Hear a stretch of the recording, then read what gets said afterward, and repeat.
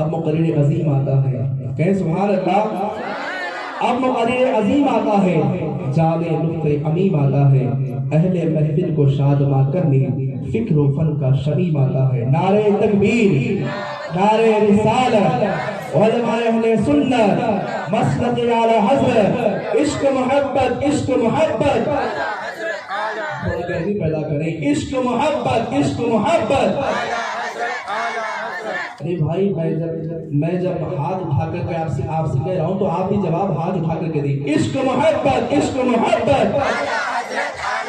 خواجہ کا ہندوستان زندہ باد، خواجہ کا ہندوستان زندہ باد، نعرہ رسالت۔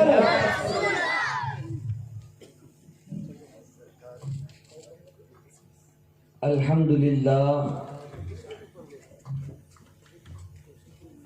الحمدللہ رب العالمین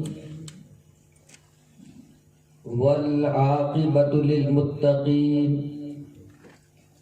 والصلاة والسلام علی سید الانبیاء والمرسلین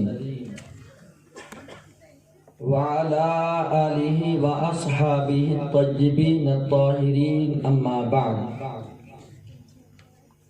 فاعوذ باللہ من الشیطان الرجیم، بسم اللہ الرحمن الرحیم۔ الا ان اولیاء اللہ لا خوف علیہم ولا هم يحزنون الذین آمنوا وكانوا يتقون لهم البشرى في الحیاة الدنیا وفي الآخرة لا تبدیل لکلمات اللہ ذلك هو الفوز العظیم۔ وقال النبی صلی اللہ تعالی علیہ وسلم من کان للہ کان اللہ لہ۔ صدق اللہ العظیم وصدق رسولہ النبی الامین المکین المختار الکریم، ونحن على ذلك لمن الشاہدین والشاکرین والحمد للہ رب العالمین۔ اسٹیج پر جلوہ گر علماء ذوی الاحترام و سادات کرام و ناظم اجلاس و حاضرین مجلس، سامعین و سامعات، حاضرین و حاضرات، السلام علیکم ورحمۃ اللہ وبرکاتہ۔ میں نے جن آیے کریمہ کی تلاوت کرنے کا شرف حاصل کیا ہے اس کے متعلق کچھ گوش گزار کرنے سے پہلے آئیے ہم اور آپ مل کر انتہائی ادب و احترام کے ساتھ اپنی اور ساری کائنات کے مرکز عقیدت نیر تاباں شاہ خوباں مکین گنبد خضرا ہم غریبوں کے غم گسار نائب پروردگار احمد مصطفیٰ جناب محمد رسول اللہ صلی اللہ تعالی علیہ وسلم کی بارگاہ گوہر بار میں جس طریقے سے درود پاک پڑھاؤں بآواز بلند پڑھنے کی کوشش کریں۔ الصلاۃ والسلام علیک یا رسول اللہ، الصلاۃ والسلام علیک یا حبیب اللہ، الصلاۃ والسلام علیک یا حبیب اللہ، الصلاۃ والسلام علیک یا نبی اللہ، الصلاۃ والسلام علیک یا نبی اللہ، الصلاۃ والسلام علیک یا نور اللہ، الصلاۃ والسلام علیک یا نور اللہ، صلی اللہ تعالی علیہ وسلم۔ صلی اللہ تعالی علیہ وسلم۔ میرے پیارے آقا صلی اللہ تعالی علیہ وسلم کے پیارے دیوانوں، مسلسل عشاء کی نماز کے بعد سے لے کر اب تک مجھ سے قبل نعت مبارکہ اور ساتھ ہی ساتھ بہترین آپ نے تقریریں سماعت کی ہیں۔ میں نے سمجھتا ہوں کہ ان علماء کرام کے ان مدلل تقریروں کے بعد بھی کسی اور تقریر کی ضرورت ہے۔ ان علماء کرام کے سامنے میں ایک طفل مکتب ہوں، ایک طالب علم ہوں، اور ان کے سامنے لب کشائی کرنا، کلام کرنا گویا ایسا ہی ہے گویا کہ جیسے سورج کی روشنی کے سامنے دیا جلانا۔ مگر پھر بھی آپ نے ہمیں طلب کیا ہے تو اپنے بساط کے مطابق، کم علمی کے مطابق آج موضوع کے تحت چند باتیں آپ کے سامنے رکھنے کی کوشش کروں گا، اور رب کی بارگاہ میں دعا کرتا ہوں کہ مولا مجھے حق کہنے اور پہلے مجھے اس پر عمل کی توفیق عطا فرمائے، اور ہم سب کو اس پر گامزن رہنے کی اور عمل کی توفیق عطا فرمائے۔ میرے پیارے آقا صلی اللہ علیہ وسلم کے پیارے دیوانوں، میں نے قرآن مقدس میں سے سورہ یونس کی آیت نمبر 61، 62، 63 تین آیتیں آپ کے سامنے تلاوت کی ہے۔ اللہ تبارک و تعالی ارشاد فرماتا ہے، الا آگاہ ہو جاؤ، ان اولیاء اللہ لا خوف علیہم ولا هم یحزنون، بے شک اللہ کے ولیوں کو، اللہ کے دوستوں کو، اللہ کے محبوبوں کو نہ کوئی خوف ہے اور نہ کوئی غم۔ الذین آمنوا، جو ایمان لائے، وکانوا یتقون، اور جو تقوی جنہوں نے اختیار کیا، لہم البشری، ان کے لیے بشارت ہے، فی الحیات الدنیا وفی الآخرہ، دنیاوی زندگی میں بھی اور آخرت میں بھی۔ لا تبدیل لکلمات اللہ، اللہ کے فیصلے میں، اللہ کے کلمات میں کوئی تبدیلی نہیں ہے۔ ذالک هو الفوز العظیم، اور یہی بڑی کامیابی ہے۔ میرے پیارے آقا صلی اللہ علیہ وسلم کے پیارے دیوانوں، ان آیت مقدسہ کے اندر اللہ نے ولی کی کچھ خوبیاں اور ولی کی کچھ صفات اللہ رب العزت نے واضح طور پر اس میں بیان کی ہے۔ سب سے پہلے ہم یہ سمجھنے کی کوشش کریں کہ ولی کس کو کہتے ہیں۔ میں آپ کو چند کتابیں اور چند تفاسیر کا حوالہ پیش کرتا چلوں اور آپ کے گوش گزار کروں۔ ان میں چند تفسیریں خاص طور سے حافظ ابن حجر اسقلانی کی ہے، علامہ بدر الدین عینی کی ہے، ملا علی قاری کی ہے، اور ان تمام تفاسیر میں الگ الگ تعریفیں لکھی گئی ہے، جن سب کو میں جوڑ کر کے اپنے الفاظ میں پیش کرنے کی سعادت حاصل کروں گا۔ ولی اللہ تعالیٰ کے اس محبوب کو کہا جاتا ہے کہ جن کا چہرہ دیکھو تو دیکھنے کے بعد خدا یاد آ جائے۔ ولی کی پوری زندگی احیاء سنت اور فرائض کی پابندی میں گزرتی ہو، ان کا کوئی بھی عمل ایسا نہ ہو جو سنت کے خلاف جاتا ہو۔ ان کی زندگی کا لمحہ لمحہ وہ اپنے اعتبار سے نہ گزارتے ہو، بلکہ ان کی زندگی کا لمحہ لمحہ اس اعتبار سے گزرتی ہو جس طریقے سے پروردگار نے انہیں گزارنے کا حکم عطا فرمایا ہے۔ ملا علی قاری شارح بخاری فرماتے ہیں کہ ولی اللہ کا وہ محبوب ترین بندہ ہوتا ہے کہ جن کے کاموں کی ذمہ داریاں اللہ خود لے لیا کرتا ہے، اور اللہ تعالیٰ انہیں نفس کی شرارتوں سے محفوظ فرما دیتا ہے۔ میرے پیارے آقا علیہ السلام کے پیارے دیوانوں، اور یہی بات اللہ کے رسول علیہ السلام سے بھی پوچھا گیا تھا. یا رسول اللہ صلی اللہ علیہ وسلم، تبیان القرآن کے اندر یہ روایت موجود ہے کہ ولی کون ہوتے ہیں؟ تو اللہ کے نبی صلی اللہ علیہ وسلم نے یہ ارشاد فرمایا تھا کہ ولی وہ ہے کہ جن کا چہرہ تم دیکھو تو اس کے دیکھنے کے بعد تمہارے دلوں میں خدا کا تصور پیدا ہو جائے. میرے پیارے آقا علیہ السلام کے پیارے دیوانوں، اسے کہتے ہیں اللہ کے ولی. اللہ کے ولی کا مقام کیا ہے؟ سنن ابی داؤد کی حدیث پاک ہے، حدیث صحیح ہے. حضرت عمر فاروق رضی اللہ عنہ اس حدیث کے راوی ہے، بیان کرنے والے ہیں.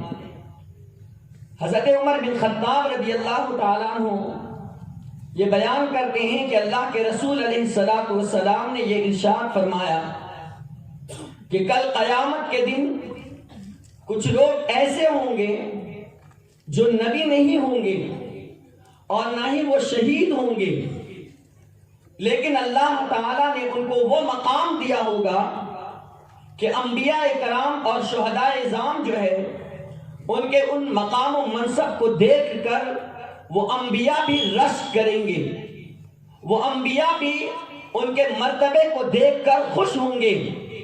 اس وقت صحابہ کرام نے عرض کیا، یا رسول اللہ صلی اللہ علیہ وسلم، وہ کون لوگ ہوں گے جو نبی بھی نہیں ہوں گے اور شہید بھی نہیں ہوں گے، لیکن اس کے باوجود اللہ نے ان کا اتنا بڑا مقام دیا ہے کہ ان کے مقام و منصب کو دیکھ کر انبیاء جیسے، اولو العزم جیسے پیغمبر اور رسول دیکھ کر ان کے رتبے کو رشک کرے. اللہ کے رسول علیہ السلام نے فرمایا، ہاں یہ وہ لوگ ہیں الحب فی اللہ والبغض فی اللہ، جو کسی سے محبت کرتے ہیں تو صرف اللہ کے لیے ہی محبت کرتے ہیں، اور کسی سے بغض کرتے ہیں، کسی سے نفرت کرتے ہیں تو وہ بھی صرف اللہ ہی کے لیے کسی سے دشمنی کرتے ہیں. صحابہ کرام نے کھل کر کے سوال کیا کہ یا رسول اللہ، ان کی صفاتیں کیا ہوں گی، وہ کس حال میں ہوں گے؟ تو اللہ کے رسول علیہ السلام نے فرمایا کہ کل قیامت کے دن ان کا چہرہ ایسا ہوگا جو منور ہوگا، اور جس تخت پر اللہ انہیں بٹھائے گا وہ تخت بھی اللہ انہیں نورانیت والا تخت عطا فرمائے گا. صحابہ کرام اور تفصیل میں پڑھ کر کھل کر پوچھنا چاہے، یا رسول اللہ ہمیں آخر بتا تو دیں کہ وہ ہے کون جو آپ جتنی تعریف آپ ان کی بیان کر رہے ہیں. میرے رسول نے اور ان کے مقام کو واضح کیا اور فرمایا یہ وہ لوگ ہوں گے جب قیامت کے دن نفسا نفسی کا عالم ہوگا، جب قیامت کے دن لوگ پریشان ہوں گے، جب قیامت کے دن لوگ ادھر ادھر بھاگ رہے ہوں گے، جب قیامت کے دن لوگ غموں سے نہال ہوں گے، جب قیامت کے دن لوگ خوف سے لرزہ برندام ہوں گے، تو یہ وہ لوگ ہوں گے جن پر کوئی خوف نہیں ہوگا، جن پر کوئی غم نہیں ہوگا، وہ بے خوف و خطر ہوں گے. صحابہ نے عرض کیا، یا رسول اللہ اسے کہتے کیا ہے؟ تو اللہ کے رسول نے یہی آیت تلاوت کی تھی، الا ان اولیاء اللہ لا خوف علیہم ولا هم يحزنون. وہ کوئی اور نہیں ہوں گے بلکہ وہ اللہ کے ولی ہوں گے. جب قیامت کے دن سب غم زدہ ہوں گے تو اللہ سارے غموں سے انہیں نجات عطا فرما دے گا، سارے خوف سے انہیں بے خوف فرما دے گا. میرے پیارے آقا صلی اللہ علیہ وسلم کے پیارے دیوانوں، اور آئیے دوسری حدیث پیش کرتا ہوں جو حدیث صحیح بخاری کی، اصح الکتب بعد کتاب اللہ هو الجامع الصحیح البخاری. یہ وہ معتبر ترین کتاب ہے جس کتاب کو میرے رسول پاک نے فرمایا تھا کہ یہ میری کتاب ہے. اس کتاب کا حوالہ دیتا چلوں. اللہ کے رسول علیہ السلام نے بیان کیا اس حدیث کو. حضرت ابو ہریرہ اس حدیث کے راوی ہیں. آپ ارشاد فرماتے ہیں، حضرت ابو ہریرہ نے بیان کیا کہ اللہ کے رسول فرماتے ہیں، اللہ نے یہ ارشاد فرمایا کہ جو اللہ کے ولیوں سے دشمنی کرتا ہے اللہ تعالیٰ اس سے اعلان جنگ فرماتا ہے. صحابی کی بات نہیں کی گئی یہاں، نبی کی بات نہیں کی گئی یہاں، صدیق و شہداء کی بات نہیں کی گئی، بلکہ جو ولی ہوا کرتے ہیں ان کی بات کی گئی ہے کہ جو اللہ کے ولی ہوتے ہیں. اگر کوئی شخص ان سے دشمنی کرتا ہے، اللہ یہ فرماتا ہے کہ میں اس سے اعلان جنگ کرتا ہوں۔ نادانو، اگر کوئی شخص اپنی ماں کا دشمن ہو جائے، میرا پروردگار اسے جنت تو دور کی بات ہے، اسے جنت کی خوشبو بھی نہیں دے گا۔ جب ماں کا نافرمان جنت نہیں پا سکتا تو جو اللہ کا دوست ہو اور اگر اس کا کوئی دشمن ہو تو اللہ اسے کیسے جنت عطا فرما سکتا ہے؟ اسے جنت کیسے دیا جا سکتا؟ میرے رسول نے فرمایا حدیث قدسی کے طور پر، اور پھر ان کی صفات بیان کی گئی، اور بیان فرماتے ہیں یہ وہ لوگ ہیں کہ اللہ تعالیٰ نے ان کو جو اپنے قریب کیا ہے وہ اس بنیاد پر کہ ان کے اعمال میں سب سے زیادہ عمل اللہ کو جو پسند ہے وہ سب سے زیادہ فرائض پسند ہے۔ فرض عمل اللہ کو بہت پسند ہے ان کے، اور پھر اس کے بعد فرائض کے بعد ان کے مقام و مرتبے کو اللہ نے اتنا بلند فرمایا کہ حضور فرماتے ہیں کثرت نوافل کی وجہ سے، نفل کی کثرت کی وجہ سے، تنہائیوں میں جب لوگ سو رہے ہو، اپنے نرم اور گرم بستروں پر آرام کر رہے ہو، تو اس وقت یہ تنہائیوں میں اٹھ کر کے اللہ کی بارگاہ میں عبادت کرتے ہیں، اللہ کی بارگاہ میں سر بسجود ہوتے ہیں اور گڑ گڑا کر کے روتے ہیں۔ ان کا سجدہ کرنا، ان کا رونا، عبادتیں کرنا، نماز پڑھنا، نوافل کی کثرتیں کرنا اللہ کو اس حد تک پسند آتا ہے کہ اللہ خود ہی ارشاد فرماتا ہے کہ میں اسے اپنا محبوب بندہ بنا لیا کرتا ہوں، اسے میں اپنا دوست بنا لیا کرتا ہوں۔ اور صرف اتنا ہی نہیں بلکہ اللہ کے رسول علیہ السلام نے یہ ارشاد فرمایا کہ اب اگر وہ بندہ اللہ کی بارگاہ میں جو سوال کرتا ہے اللہ ان کے سوالوں کو پورا فرما دیا کرتا ہے۔ اور اتنا ہی نہیں بلکہ اس کے آگے اللہ کے رسول علیہ السلام یہ بھی ارشاد فرماتے ہیں یہ وہ لوگ ہوتے ہیں جنہیں اللہ نے اپنا مقام قرب عطا کیا ہے، جن کو اللہ نے اپنا دوست بنایا ہے، جن کو اللہ نے اپنا محبوب بنایا ہے۔ جب اللہ رب العزت فرماتا ہے کہ میں ہر چیز کے کرنے پر کبھی غور و فکر نہیں کرتا، کبھی میں سوچتا نہیں، جتنا کہ مومن کی روح نکالنے پر میں غور و فکر کرتا ہوں۔ مومن کی روح نکالنے کے سلسلے میں اللہ اکبر یہ بیان کیا گیا کہ یہاں مومن سے مراد اللہ کے ولی ہوتے ہیں کہ ہر ایک کی روح جب نکالنے کی باری آتی ہے اللہ کسی سے پوچھتا نہیں کہ تمہاری روح نکالی جائے گی، تمہاری روح کو قبض کر لی جائے گی، لیکن جانتے ہیں آپ جو اللہ کا محبوب ہوتا، جو اللہ کا پیارا ہوتا، جو اللہ کا پسندیدہ ہوتا، ملک الموت کو یہ حکم دیا جاتا کہ اے ملک الموت ان کے پاس جاؤ اور ان سے جا کر کے پوچھو کیا وہ ابھی دنیا میں رہنا چاہتے ہیں یا میرے پاس آنا چاہتے ہیں۔ اور اللہ کے رسول نے فرمایا اگر وہ اجازت دیں تو ان کی روح نکال لی جائے، اگر وہ رہنا چاہے تو انہیں ہاتھ پر چھوڑ دیا جائے۔ اور یہ میں ایسے ہی بات نہیں کر رہا بلکہ اس کو بھی میں حدیث سے ثابت کروں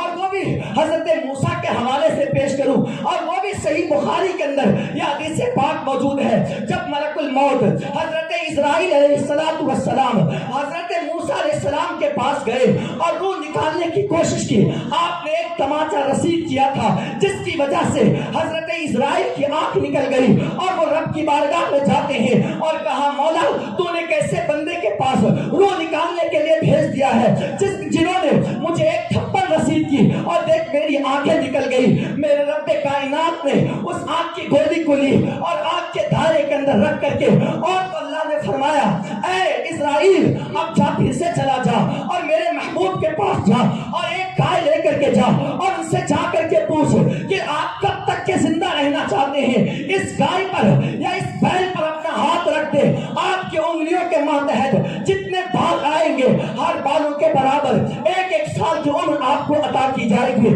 حضرت موسیٰ علیہ السلام کے پاس ملک الموت آتے ہیں، حضرت اسرائیل آتے ہیں اور ویسے ہی کہا حضرت موسیٰ علیہ السلام نے یہ ارشاد فرمایا اے ملک الموت مجھے ذرا یہ تو بتا کیا اس کے بعد میرا حال کیا ہوگا؟ تو کہا اس کے بعد تمہیں موت آ جائے گی۔ اس وقت حضرت موسیٰ نے کہا تھا کہ ان بالوں کے سالوں کے برابر مجھے زندہ رہنے کے بعد جب مجھے مرنا ہی ہے تو اے ملک الموت تو ابھی میری روح کو نکال لے۔ اس سے پتہ یہ چلتا ہے کہ جو اللہ کے محبوب ہوتے ہیں، جو اللہ کے پسندیدہ ہوتے ہیں، جو اللہ کے پیارے ہوتے ہیں، اللہ تعالیٰ ان سے اتنا پیار کرتا ہے کہ ان کی روح کو بغیر ان کی اجازت کے روح نکلواتا نہیں جب تک کہ ان کی اجازت نہ ہو جائے۔ لیکن اس کا مطلب ہرگز یہ نہ سمجھنا کہ معاذ اللہ وہ خدا سے بڑھ گئے ہیں، ان کا رتبہ خدا سے بڑا ہو گیا ہے، نہ نہ نہ، بلکہ اللہ ان سے اتنا پیار کرتا ہے کہ ان کی خوشی میں اللہ رب العزت ان سے اجازت دلواتا ہے تاکہ دنیا کو پتا چلے یہ بندے عام نہیں ہوتے، ان کا مقام میرے نزدیک بہت ہی عرفہ و اعلیٰ ہوتا ہے۔ اللہ اکبر۔ اسی حدیث کے ضمن میں اور بھی باتیں کہی گئی اور میرے رسول فرماتے ہیں، سنو سنو، اللہ فرماتا ہے جب مقام قرب میں انہیں عطا کر دیتا ہوں تو میں ان کا کان ہو جاتا جس سے وہ سنتے ہیں، میں ان کی آنکھیں ہو جاتا جس سے وہ دیکھتے ہیں، میں اس کا پیر ہو جاتا جس سے وہ چلتے ہیں، میں اس کی زبان ہو جایا کرتا ہوں جس کے ذریعے سے وہ بولتے ہیں۔ اللہ اکبر۔ اب ایک اعتراض پڑتا ہے کہ اللہ کسی کے کان کیسے ہو سکتا، کہ اللہ کسی کی آنکھیں کیسے ہو سکتا، کہ اللہ کسی کے پیر کیسے ہو سکتا؟ اللہ اکبر۔ یہ تو ممکن نہیں ہے کہ خدا کسی انسان کے اندر سما جائے، یہ تو پاسبل نہیں ہے کہ اللہ کسی کے کان بن جائے، یہ تو ناممکن چیزیں ہیں۔ آؤ آؤ اس کا بھی جواب لیتے چلو۔ اور خواجہ غریب نواز کی محفلوں میں بیٹھنے والوں، میرے خواجہ کا مقام تو ذرا دیکھو۔ میں صحیح بخاری کی صحیح حدیث سے تمہیں حوالہ پیش کرتا چلوں۔ اللہ اکبر۔ آپ ذرا سنیے تو صحیح، اللہ کے رسول نے فرمایا اس کی آنکھیں ہو جاتا جس سے وہ دیکھتا ہوں، اس کے پیر ہو جاتا جس سے وہ چلتا ہے، میں اس کے ہاتھ ہو جاتا جس کے ذریعے سے وہ پکڑتا ہے۔ اس کی تشریح علامہ راضی نے تفسیر کبیر میں بیان کی۔ یوں تو بہت سارے محدثین نے اپنے اپنے انداز سے اس کی تفسیر بیان کی، لیکن علامہ راضی ارشاد فرماتے ہیں، سنو اس حدیث کا مطلب یہ ہے اللہ اس کی آنکھیں ہو جاتا، اس کا مطلب یہ ہے اللہ اپنا نور جلال اس ولی کی آنکھوں میں ڈال دیتا۔ اب اس ولی کی کیفیت یہ ہوتی، وہ رہتے ہیں اجمیر میں تو یہاں کے بندوں کو ملاحظہ فرما لیا۔ نعرہ تکبیر، نعرہ رسالت، جلسہ جشن غریب نواز، جلسہ جشن غریب نواز۔ اور دیکھا کرتے ہیں یہاں ان کے لیے کوئی قرب و بود کا کوئی معاملہ نہیں ہوتا، بلکہ اس لیے تو غوث پاک نے فرمایا تھا نا کہ میں پوری دنیا کو اس طریقے سے دیکھتا ہوں جیسے کوئی انسان اپنے ہاتھ کے ہتھیلی پر رکھے ہوئے دانے کو دیکھتا ہے۔ یہ آنکھوں کے اندر بصارت کیسے ملی؟ یہ بصارت اپنی طرف سے انہیں نہیں ملی، بلکہ میرے خدا نے اپنا نور جلال ان ولیوں کی آنکھوں میں عطا فرمایا ہے۔ اسی بنیاد پر وہ رہتے کسی اور سرزمین پر ہے، لیکن اگر کوئی بندہ کسی علاقے سے ان کو پکار لیا کرے تو وہ مدد کے لیے پہنچ جایا کرتے ہیں۔ بے شک، سبحان اللہ، سبحان اللہ، پہنچ جایا کرتے ہیں۔ یہ میرے رسول پاک کے حدیث کی تشریح آج کل کے کسی مولوی کا حوالہ نہیں دے رہا، علامہ راضی کا حوالہ دے رہا، وہ بھی تفسیر کبیر کا حوالہ دے رہا، جو ہر مکتبہ فکر کے اندر یہ کتاب معتبر اور مقبول مانی جاتی ہے۔ اور اگر میرا ایک حوالہ اگر غلط ثابت ہو جائے تو جو چور کی سزا ہوتی ہے وہ میری بھی سزا ہو جائے گی۔ ایک ایک حوالے آپ کو قرآن و حدیث اور فقہ کے اصول کے روشنی میں پیش کروں گا۔ اور خوشی کی بات بتاؤں، یہ دو حدیثیں میں نے پیش کری، تیسری حدیث سنی، یہ بھی تبیان القرآن کی ہے اور اتحاف سعادات المتقین کی بھی یہ روایت ہے۔ یہ دو کتابوں کا حوالہ دے رہا ہوں۔ جب اس روئے زمین سے انبیاء کرام تشریف لے کر کے چلے گئے اور ما کان محمد ابا احد من رجالکم ولکن رسول اللہ وخاتم النبیین کا تغمہ میرے رسول کو عطا فرما دیا گیا، اور میرے رسول نے فرمایا لا نبی بعدی لو کان بعدی نبی لکان عمر۔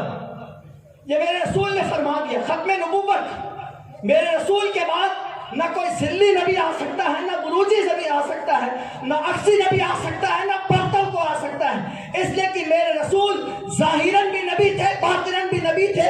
حضرت عبداللہ بن عباس فرماتے ہیں کہ جس طرح اللہ نے اپنی صفت اول آخر ظاہر باطن رکھی ہے، یہی صفات یا رسول اللہ اللہ نے آپ کو بھی عطا فرمائی۔ سبحان اللہ، سبحان اللہ۔ یہی صفات اللہ نے آپ کو بھی عطا فرمائی ہے، آپ کو بھی اللہ تعالیٰ نے عطا فرمائی ہے، اور آپ آخری نبی ہیں۔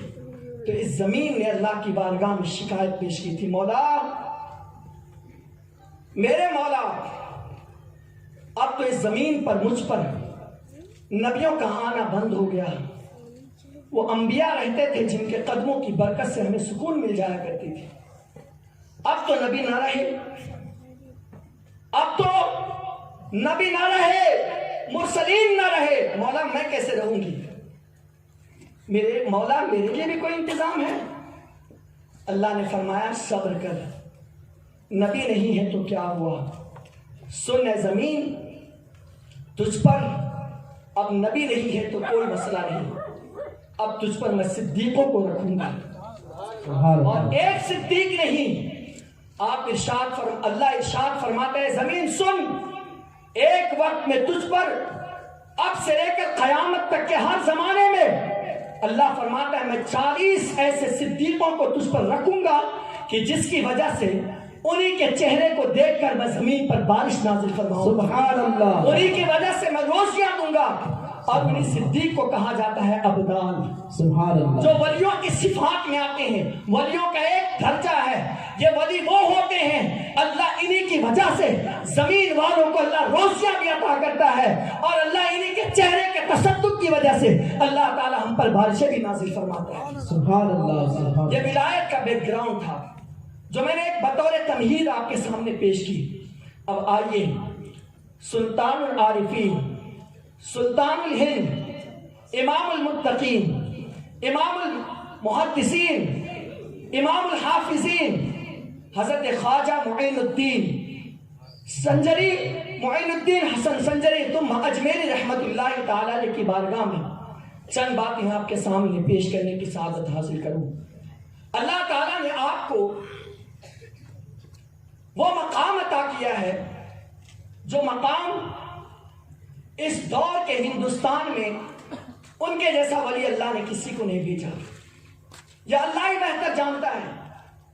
جیسا کہ آپ نے مجھ سے قبل قبلہ موصوف سے یہ باتیں سماعت کی کہ تقریباً پرفیکٹ آپ نہیں کہہ سکتے کہ 90 لاکھ ہی پڑھائے گئے، آپ کو کیسے پتا ہے؟ یہ کوانٹٹی آپ نے کیسے فکس کر دی؟ کم و بیش کہنا چاہیے۔ اسی لیے نبیوں کے بارے میں ہم کہتے ہیں 1,24,000 یا کم و بیش کا لفظ ملاتے ہیں، اس لیے کہ پرفیکٹ علم جو ہے وہ اللہ کو ہے یا اس کے رسول کو ہے، اس لیے 90 لاکھ پرفیکٹ نہیں کہنا چاہیے، کم و بیش 90 لاکھ کہنا چاہیے۔ آپ نے سنا کہ تقریباً 90 لاکھ لوگوں کو کلمہ پڑھایا ہے۔ وہ خواجہ غریب نواز سلطان الہند کی داستان سنیے۔ 6 صدی ہجری میں 5ویں صدی ہجری کے بعد آپ اس سرزمین پر 536 ہجری میں سنجر کی سرزمین پر آپ تشریف لاتے ہیں، حضرت خواجہ غیاث الدین رحمت اللہ تعالی علیہ کے گھر۔ خواجہ غریب نواز رضی اللہ تعالی عنہ مصطفیٰ کی سیرتوں کا عکس جمیل بن کر کے آئے تھے، حضور پاک علیہ السلام کی سیرتوں کا امین اور امانت بن کر کے آئے تھے۔ خواجہ غریب نواز سجدہ کائنات ملکہ فردوس بری کے لال بن کر کے آئے تھے۔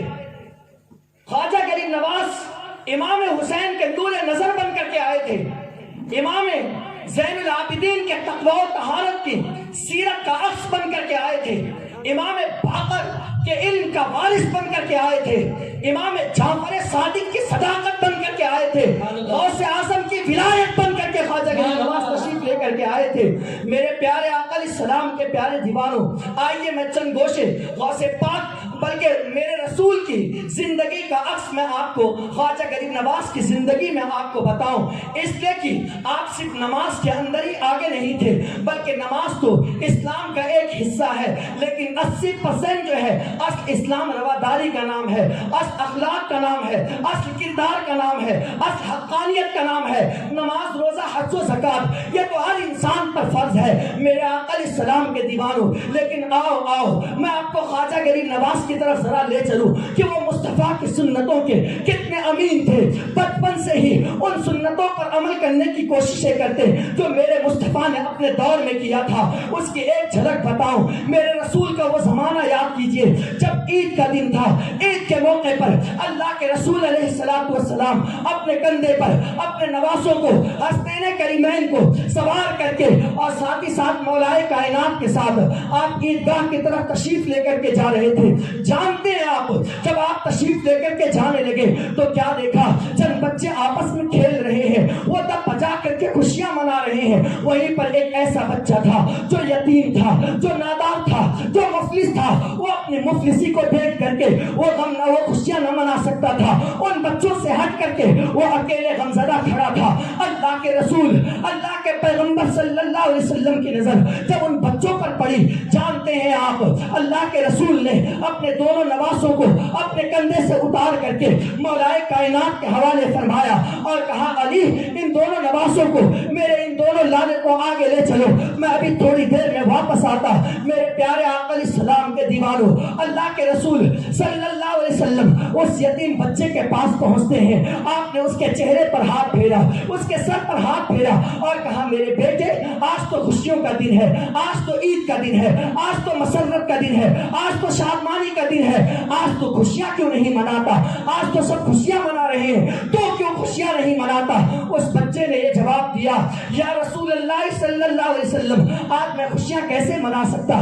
اس لیے کہ میرے اوپر سائے پدری نہیں ہے، سائے مادری نہیں ہے، میں ایک یتیم بچہ ہوں، آج میرے ماں باپ میرے دنیا میں نہیں ہے، میں خوشیاں کیسے منا سکتا؟ میرے باپ اس دنیا کے اندر نہ رہے، اللہ اکبر، میری ماں موجود ہے۔ میرے پیارے آقا صلی اللہ علیہ وسلم کے دیوانوں، جب یہ اللہ کے رسول نے سنا آپ کے آنکھوں میں اشک آ گئے۔ میرے رسول نے اسے تسلی دی اور تسلی دینے کے بعد اس بچے کو کہا بیٹے غم نہ کر، بیٹے گھبرا نہیں۔ اور میرے نبی پاک علیہ السلام نے اس نواسے کو، بلکہ اس بچے کو نواسے کی جگہ پر میرے رسول کے کندھے پر میرے حسنین کے علاوہ آج تک کے کوئی بیٹھا نہیں تھا، لیکن اس یتیم بچے کو میرے رسول نے اتنی عزت دی تھی کہ اس چھوٹے سے بچے کو میرے رسول نے اپنے کندھے پر بٹھایا تھا۔ اللہ اکبر، وہ سینہ جسے قرآن میں علم نشرح لک صدرک کہا گیا ہے، اس سینے پر اگر کسی کا ہاتھ تھا تو وہ حسنین کریمین کا تھا، لیکن اس یتیم بچے کی عظمت پر قربان میرے رسول نے اسے سہارا کیا دے دیا، وہ قوم کا تاجور گویا کہ بن گیا۔ میرے رسول نے اپنے کندھے پر بٹھایا اور اپنے گھر لے گئے، اور گھر لے جانے کے بعد عائشہ سے کہا اے عائشہ اسے تم غسل دو اور میں ابھی بازار سے آتا ہوں۔ میرے رسول بازار جاتے ہیں، نیا لباس لاتے ہیں، سیدہ خدیجہ الکبریٰ اس بچے کو غسل دے کر اسے نیا لباس پہنایا جاتا، اس کے بالوں میں کنگھی کی جاتی ہے۔ میرے آقا علیہ السلام کے دیوانوں بڑے ہی توجہ کے ساتھ سننا، آج جو یتیموں کے ساتھ ظلم کیا جاتا ہے، آج جو یتیموں کے ساتھ برا سلوک کیا جاتا ہے، ان لوگوں کے لیے ایک بہت بڑی نصیحت اس واقعے کے اندر ہے۔ میرے رسول پاک نے ارشاد فرمایا انہیں نئے لباس پہنانے کے بعد بیٹے اب تو خوش ہے نا، تیرے لیے نیا لباس آ گیا، تیرے لیے نئے کپڑے آ گئے۔ وہ بچہ بھی کسی اور دور کا نہیں بلکہ مصطفیٰ کے دور کا تھا۔ اس بچے نے کہا یا رسول اللہ صلی اللہ علیہ وسلم میرے ماں باپ، میں ان کپڑوں سے مجھے خوشی ہوتی تو میں مانگ کر پہن لیتا، میری ماں مجھے لا لیتی اور میں مانگ کر کے پہن لیتا۔ اللہ اکبر، اس وقت اللہ کے رسول سے وہ کہتا ہے میں باپ کہاں سے لاؤں، ماں کی خوشیاں کہاں سے لاؤں؟ تو میرے رسول روتے روتے ارشاد فرماتے ہیں اے بچے کیا تو اس بات سے راضی نہیں ہے کہ تیرا بابا آج سے محمد صلی اللہ علیہ وسلم ہے اور تیری ماں جو ہے آج سے حضرت عائشہ صدیقہ ہے؟ وہ بچہ مچل کر کے کہتا ہے اے پروردگار عالم تیرا شکر ہے کہ تو نے میرے ماں باپ کا سایہ مجھ پر سے اٹھا لیا، اگر آج میرے ماں باپ زندہ ہوتے تو محمد جیسا باپ مجھے کبھی دنیا میں باپ نہ ملتا، اور خدیجہ جیسی بلکہ عائشہ جیسی ماں مجھے اس کائنات میں کوئی ماں نہیں ملتی۔ نعرہ تکبیر، نعرہ رسالت، علماء اہل سنت، مسجد اعلی حضرت۔ یہ کہہ کر اللہ کے رسول اس بچے کو ہاتھ پکڑ کر کے لے جاتے ہیں، لیکن آج ہم کیا کرتے ہیں؟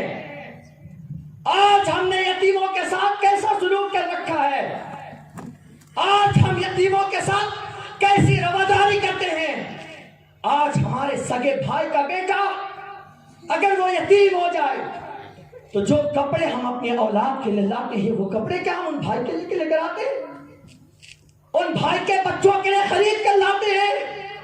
اگر ہماری سگی بہن کے گھر میں بیٹے یا بیٹیاں اگر وہ یتیم ہو جائے، سارے پدری ان سے اٹھ جائے، تو مجھے بتاؤ جو رواداری آپ اپنے بچوں کے ساتھ کرتے ہو کیا وہ سلوک بھی ان یتیموں کے ساتھ کیا جاتا؟ پیغمبر رحمت جانتے تھے ایک تو ایسا بھی آنے والا ہے کہ یتیموں کے ساتھ ظلم کیا جائے گا۔ میرے رسول نے 1400 سال پہلے ہی یہ بشارت عطا فرما دی تھی کہ جس کسی کے گھر میں یتیم کی پرورش کی جائے گی، اللہ اس گھر کو ہمیشہ مصیبتوں سے محفوظ فرما دے گا۔ سبحان اللہ، سبحان اللہ، سبحان اللہ۔ میرے رسول نے یہ پہلے ہی تعلیم دے دی تھی، یہ پہلے ہی ہمیں بتا دیا تھا، لیکن معاف کریے گا ہم نوکروں سے بدتر حالت آج کے یتیموں کے ساتھ کرتے ہیں۔ ایک نوکرانی سے بڑھ کر کے اپنی سگی بہن کی بیٹی کے ساتھ ہم کرتے ہیں۔ جتنا برا سلوک میرے رسول کے زمانے میں نہیں ہوتا تھا، اس سے برا سلوک آج کے یتیموں کے ساتھ کیا جا رہا ہے۔ وہ ترستے رہتے ہیں، انہیں بھی کوئی پیار دے، انہیں بھی کوئی عزت دے، انہیں بھی کوئی سینے سے لگائے، انہیں بھی کوئی سہارا دے۔ جانتے ایک کافر انسان صرف اس وجہ سے مسلمان ہو گیا تھا کہ میرے نبی کی ایک سیرت کا ایک چیپٹر اس نے پڑھ رکھا تھا۔ کسی نے پوچھا کہ تمہیں اسلام کے اندر کون سی بات اچھی لگی تھی؟ اس نے کہا کہ میں مسلمانوں کی زندگی کو دیکھ کر مسلمان نہیں ہوا ہوں، بلکہ تمہارے نبی کے اور ہمارے نبی کی ایک سیرت کا ایک حصہ، ایک آرٹیکل پڑھ کر کے میں مسلمان ہوا۔ لوگوں نے پوچھا وہ کون سا عمل تھا؟ کہا وہ بات یہ تھی، ایک صحابی تھے جن کا بچہ 3 دنوں سے گم ہو چکا تھا اور وہ اپنے بیٹے سے بہت پیار کرتا تھا، اس کی بیوی بھی اس سے بے پناہ پیار کرتی تھی اپنے بیٹے سے، اور 3 دن سے بیٹے کی جدائی میں دونوں بدحال تھے۔ وہ دوڑتا ہوا میرے رسول کی بارگاہ میں آیا اور آنے کے بعد عرض کیا، یا رسول اللہ میرے لیے دعا فرمائیں، میرا بیٹا 3 دنوں سے گم ہو چکا، اس کے بغیر اب جینا ہمارے لیے ممکن نہیں ہے۔ اس کی ماں جو ہے اپنے بیٹے کی جدائی میں تڑپ رہی ہے، یا رسول اللہ دعا فرما دے میرا بیٹا کسی طرح مجھ سے مل جائے، مجھے مل جائے۔ اللہ کے رسول علیہ الصلوۃ والسلام سے جیسے ہی یہ جملے اس نے کہے، میرے نبی پاک صلی اللہ علیہ وسلم نے کو جیسے ہی یہ کہا، اس صحابی نے کہا تو ایک صحابی کہتے یا رسول اللہ میں جانتا ہوں کہ ان کا بیٹا کہاں ہے۔ وہ کہتے بتاؤ جلدی، تو کہتے فلاں جگہ یا رسول اللہ ان کا بیٹا کھیل رہا ہے۔ یہ اتنا سننا تھا، وہ صحابی دوڑ پڑتے ہیں، جیسے ہی جانے لگے اللہ کے رسول علیہ السلام نے کہا کہ جاؤ اسے بلا کر واپس لاؤ، اور جیسے انہیں بلا کر لایا گیا میرے رسول نے فرمایا کہاں جا رہے ہیں، اتنی جلدی کیوں ہے؟ کہا یا رسول اللہ میرا بیٹا ہے، 3 دن سے مجھ سے جدا ہے، میں اس سے ملوں گا۔ میرے رسول نے فرمایا جا تو رہے ہو لیکن سنو وہاں اور بھی بچے کھیل رہے ہیں، وہاں جا کر اپنے بیٹے کو بیٹا کہہ کے پکارنا نہیں۔ وہ صحابی کہتے یا رسول اللہ آخر بیٹا کہنے میں پرابلم ہی کیا ہے، آخر بیٹا کہنے میں حرج ہی کیا ہے، آخر وہ تو میرا ہی خون ہے نا، اور اپنے بیٹے کو بیٹا نہ کہوں تو کیا کہوں گا؟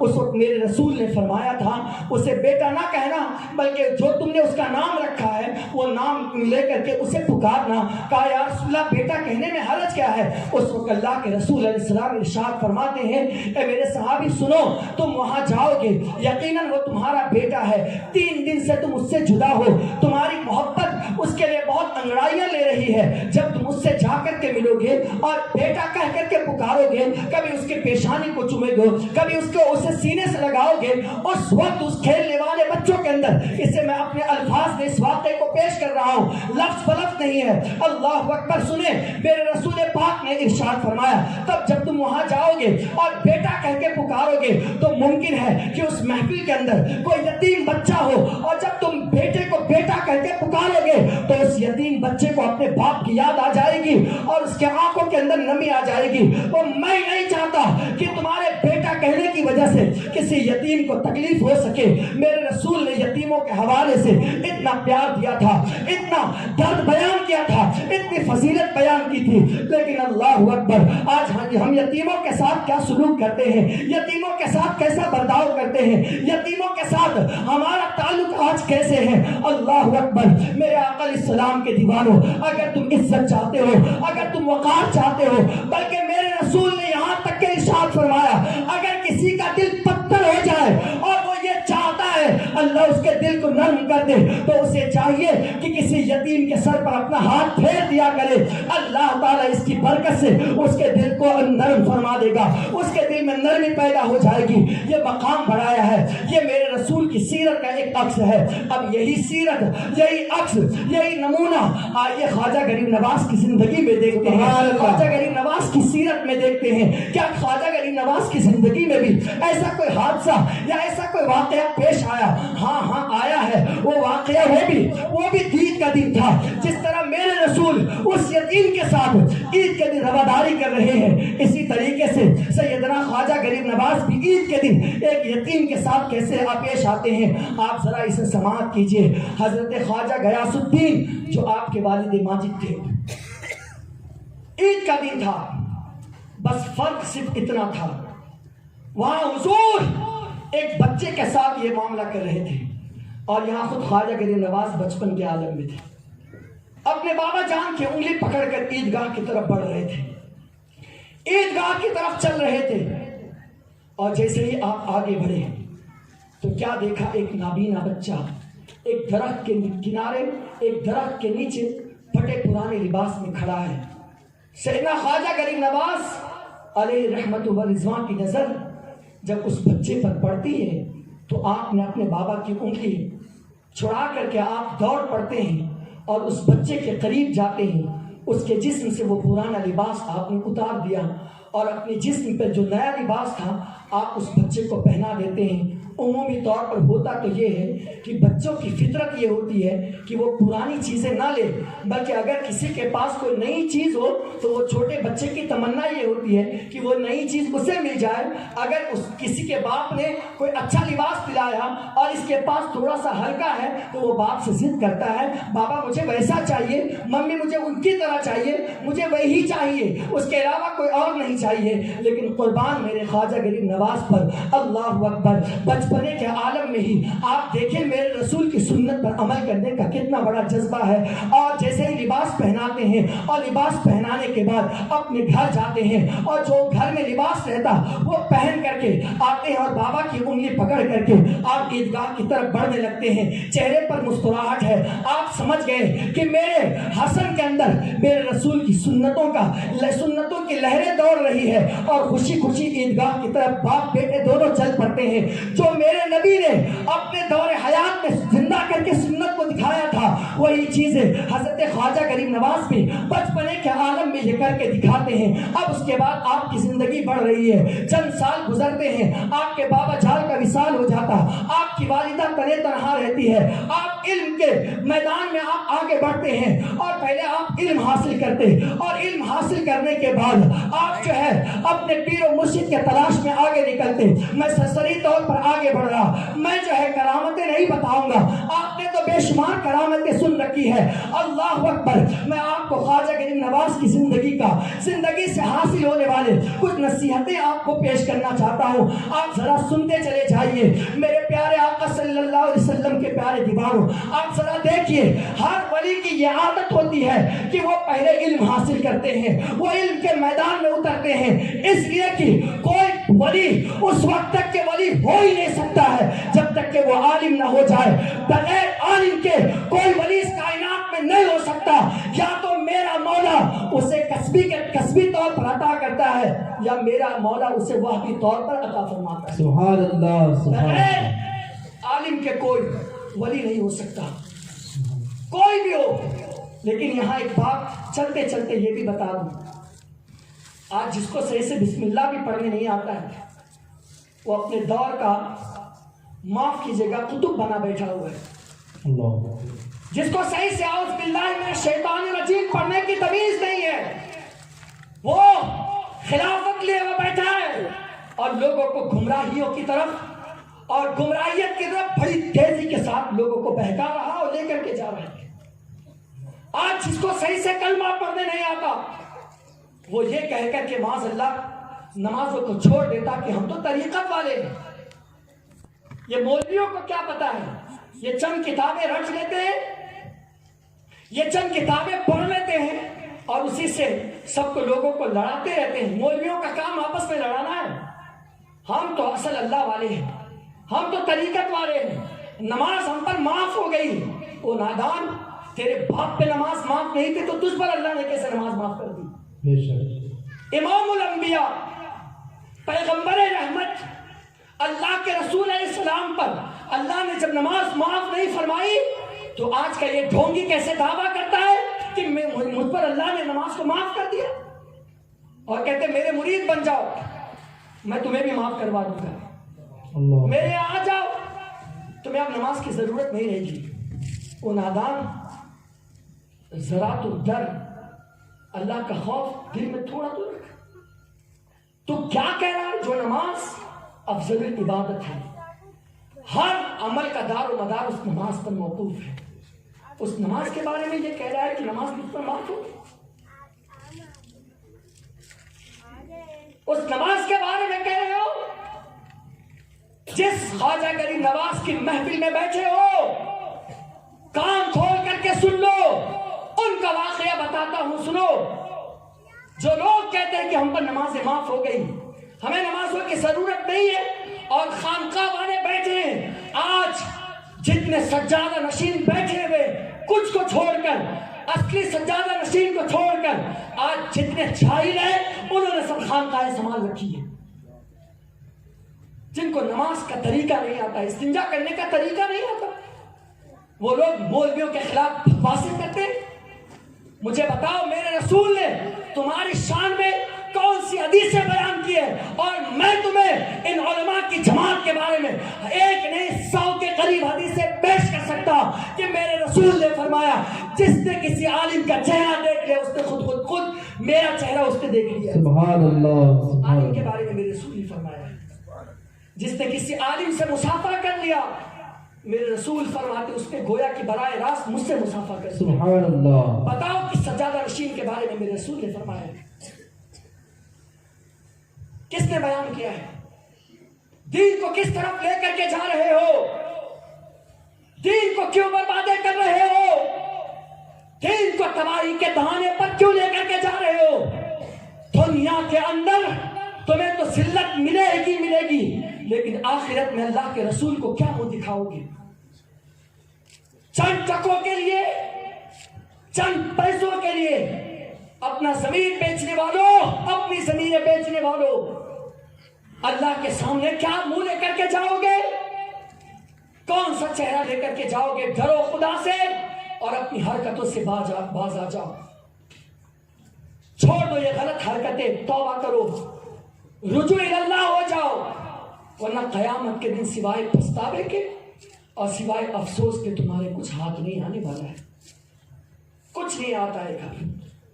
اور یہ نفرتیں آپسوں میں پھیلانا چھوڑ دو، علماء کے خلاف بغاوتیں کرنا چھوڑ دو، علماء کو ذلیل کرنا چھوڑ دو، علماء سے محبت کرو گے تو انشاءاللہ اللہ تمہیں عزت کی دولت دے گا، اور اگر علماء سے نفرت کرو گے تو سن لو سب کا اس بات پر اتفاق ہے کہ اگر کوئی شخص کسی عالم کی توہین کرتا ہے اللہ تعالی اس کی 10 نسلوں تک کے اللہ کسی عالم کو اس کے گھر میں پیدا نہیں فرماتا،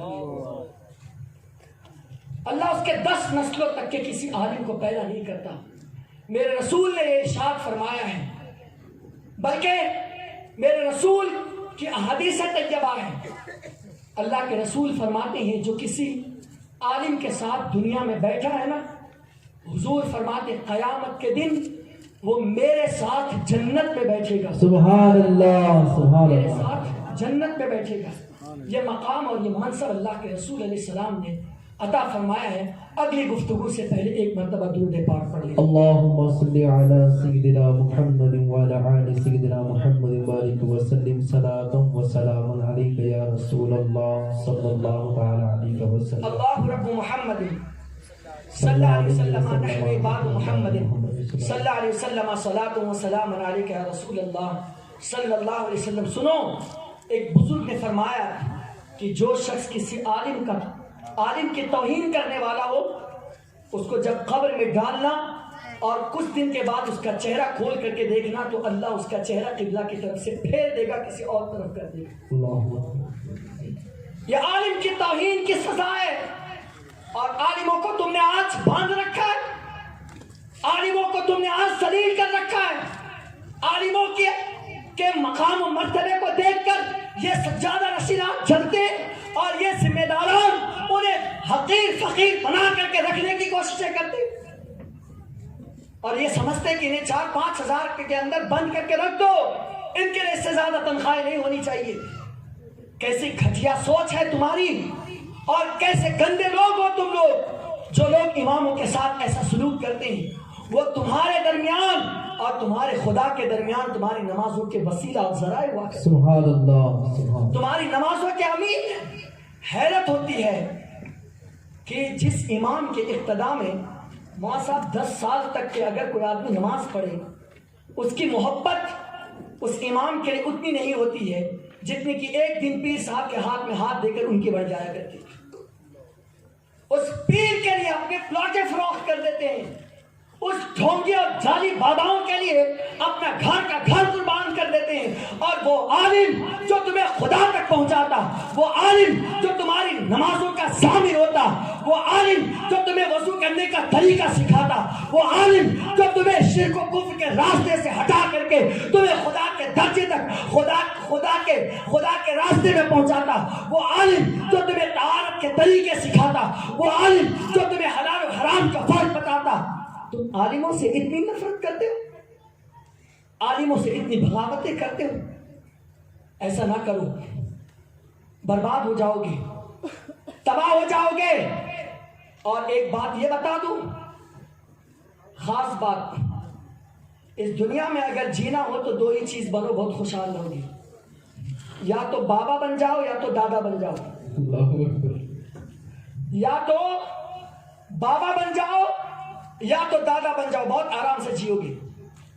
دادا بنو، ہفتہ وصولی کرو اور بلڈنگیں بناؤ اور گھر بناؤ، اور بابا بن جاؤ، دین کے نام پر لوگوں کے جیب کو کاٹو۔ اب تک کہ تم فقیر تھے اور 1 سال کے اندر قوم کے مال کو لوٹ کر کے ان کے شب و خون کو جو بیچارے نے محنت کر کے کمایا تھا انہیں ڈرا کر، انہیں اللہ کا خوف دلا کر کے، جھوٹے وعدے کر کے ان کے سارے مال کو گھسیٹ کر ان خون پر تم تاج محل تیار کرنے کی کوششیں کرتے ہو۔ آج یہی تو ہو رہا ہے۔ جو ایک وقت کی نماز نہیں پڑھتے ہیں، الیاذ باللہ، وہ کہتے ہیں ہم اللہ والے ہیں، ہم طریقت والے ہیں۔ وہ جاہل ان پڑھ طریقت کہتے کس کے؟ ذرا پہلے یہ تو سمجھ، تجھے تو ابھی شریعت کا صحیح مطلب بھی پتا نہیں، اور کہتے ہیں ہم طریقت والے ہیں۔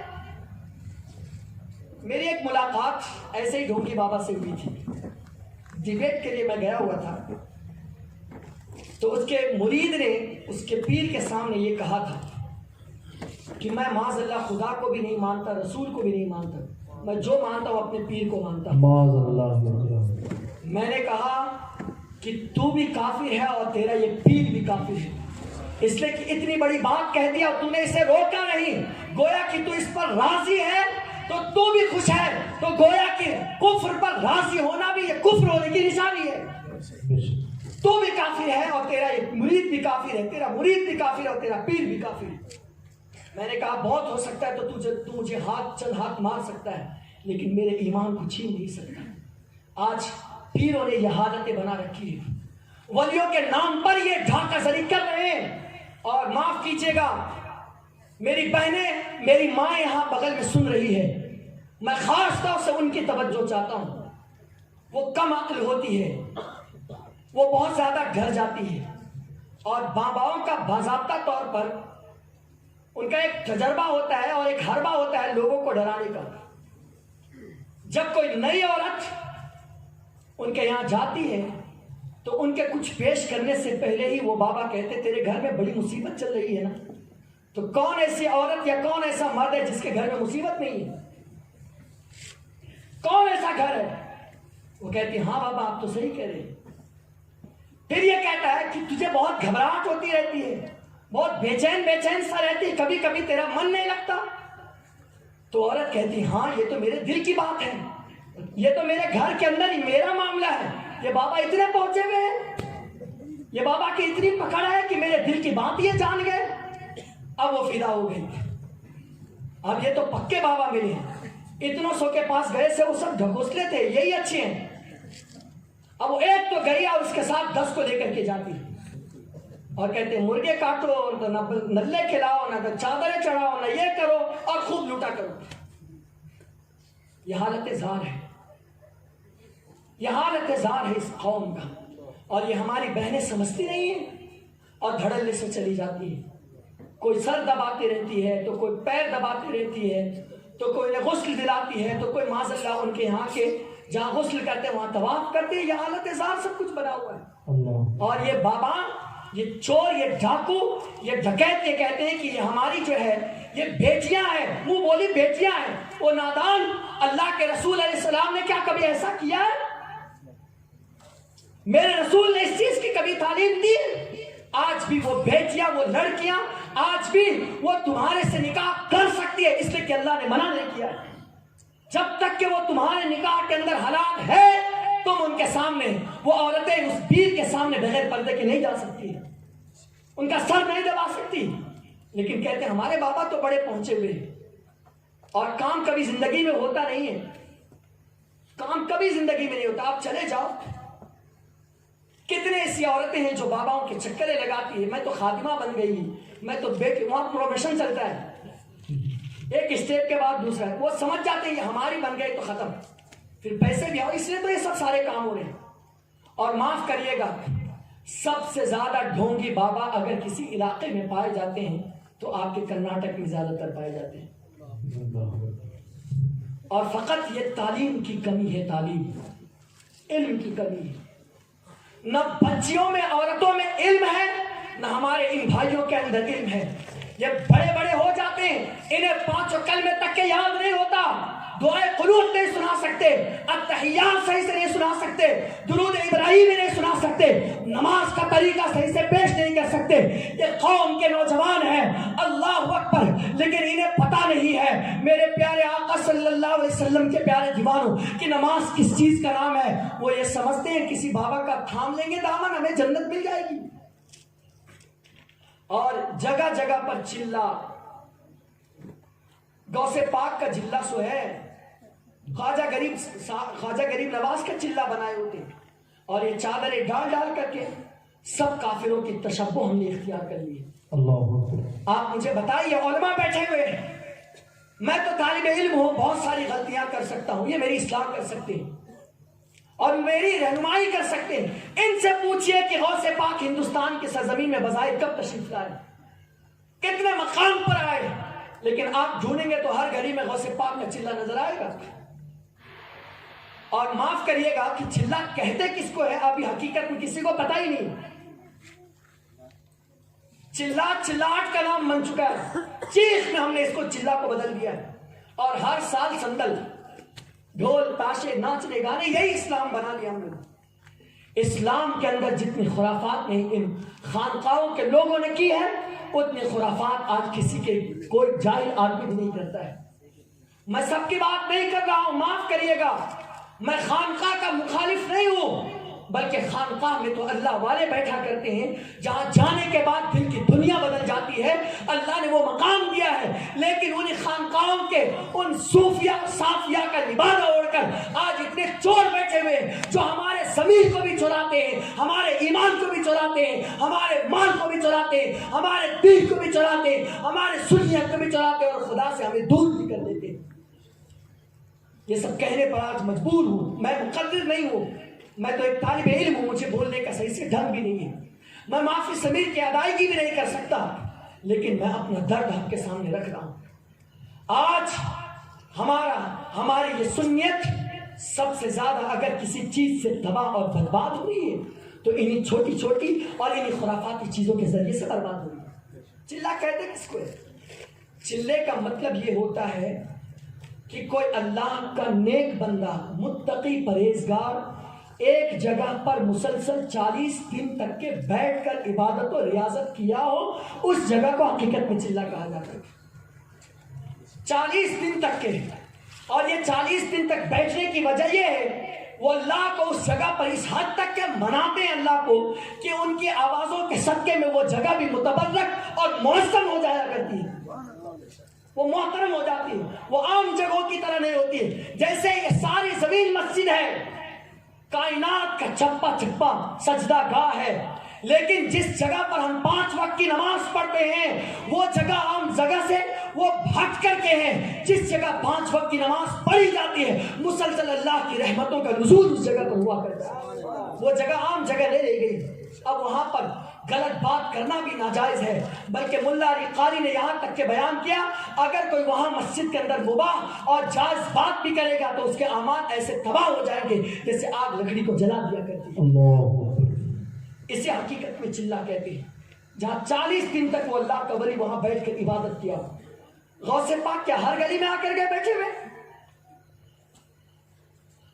غوث پاک رضی اللہ عنہ اور انوکھ کب ہندوستان آئے میرے بھیا پہلے یہ تو بتا دے۔ بمبئی گئے ہیں کہ آپ کے کرناٹک آئے کہ بسوا کلیانی گئے کہ گلبرگہ گئے ہوئے، گئے کہاں ہیں؟ اور ہر گلی میں تم نے یہ حال کھول رکھا ہے۔ وہاں پھول چڑھائے جاتے ہیں، چادر چڑھائی جاتی ہے، منتیں مانگی جاتی ہیں، دعائیں کی جاتی ہے۔ سنو اعلیٰ حضرت کا فتویٰ سنو، جہاں پر فرمایا گیا کہ جہاں قبر نہ ہو اور وہاں کوئی قبر بنا دی جائے، مزار بنا دی جائے، دعا جبکہ یہ جائز کام ہے، لیکن اعلیٰ حضرت فرماتے ہیں کہ اس جگہ پر جہاں قبر نہیں ہے اور قبر بنائی گئی ہے وہاں جا کر کے دعا مانگنا بھی حرام ہے، دعا مانگنا بھی حرام ہے۔ اسی طرح جو چلہ نہیں ہے اور وہاں جا کر کے تم اس بزرگ کی طرف نسبت کر کے یہ کہہ دو کہ یہ چلہ ہے تو تم نے جھوٹ مانگا اس بزرگ پر، اور اب وہاں پر جانا، وہاں منتیں مانگنا، وہاں دعائیں مانگنا جس طرح قبر پر حرام ہے اسی طریقے سے وہاں پر جا کر کے دعائیں مانگنا بھی حرام ہے۔ اور چادریں چڑھاتے چلے بنا کر کے رکھے۔ اللہ کے ولی ایسے نہیں ہوتے ہیں، ولیوں کی یہ صفات نہیں ہوتی ہے۔ ولیوں کی تو پہلی خوبی یہ ہے کہ ان کی اپنی خوشی ہوتی ہی نہیں ہے بلکہ ان کی ساری خوشی تو خدا کی خوشی ہوتی ہے۔ خواجہ غریب نواز سب سے پہلے علم حاصل کرتے ہیں، تو اس جشن غریب نواز میں بیٹھنے والوں میری طرف سے ایک چھوٹے بھائی کی طرف سے آپ کو یہ پیغام ہے، آپ علم حاصل کرو، ہر مسجد کو مدرسے میں تبدیل کر دو۔ آپ کا کوئی بچہ جاہل نہیں رہنا چاہیے۔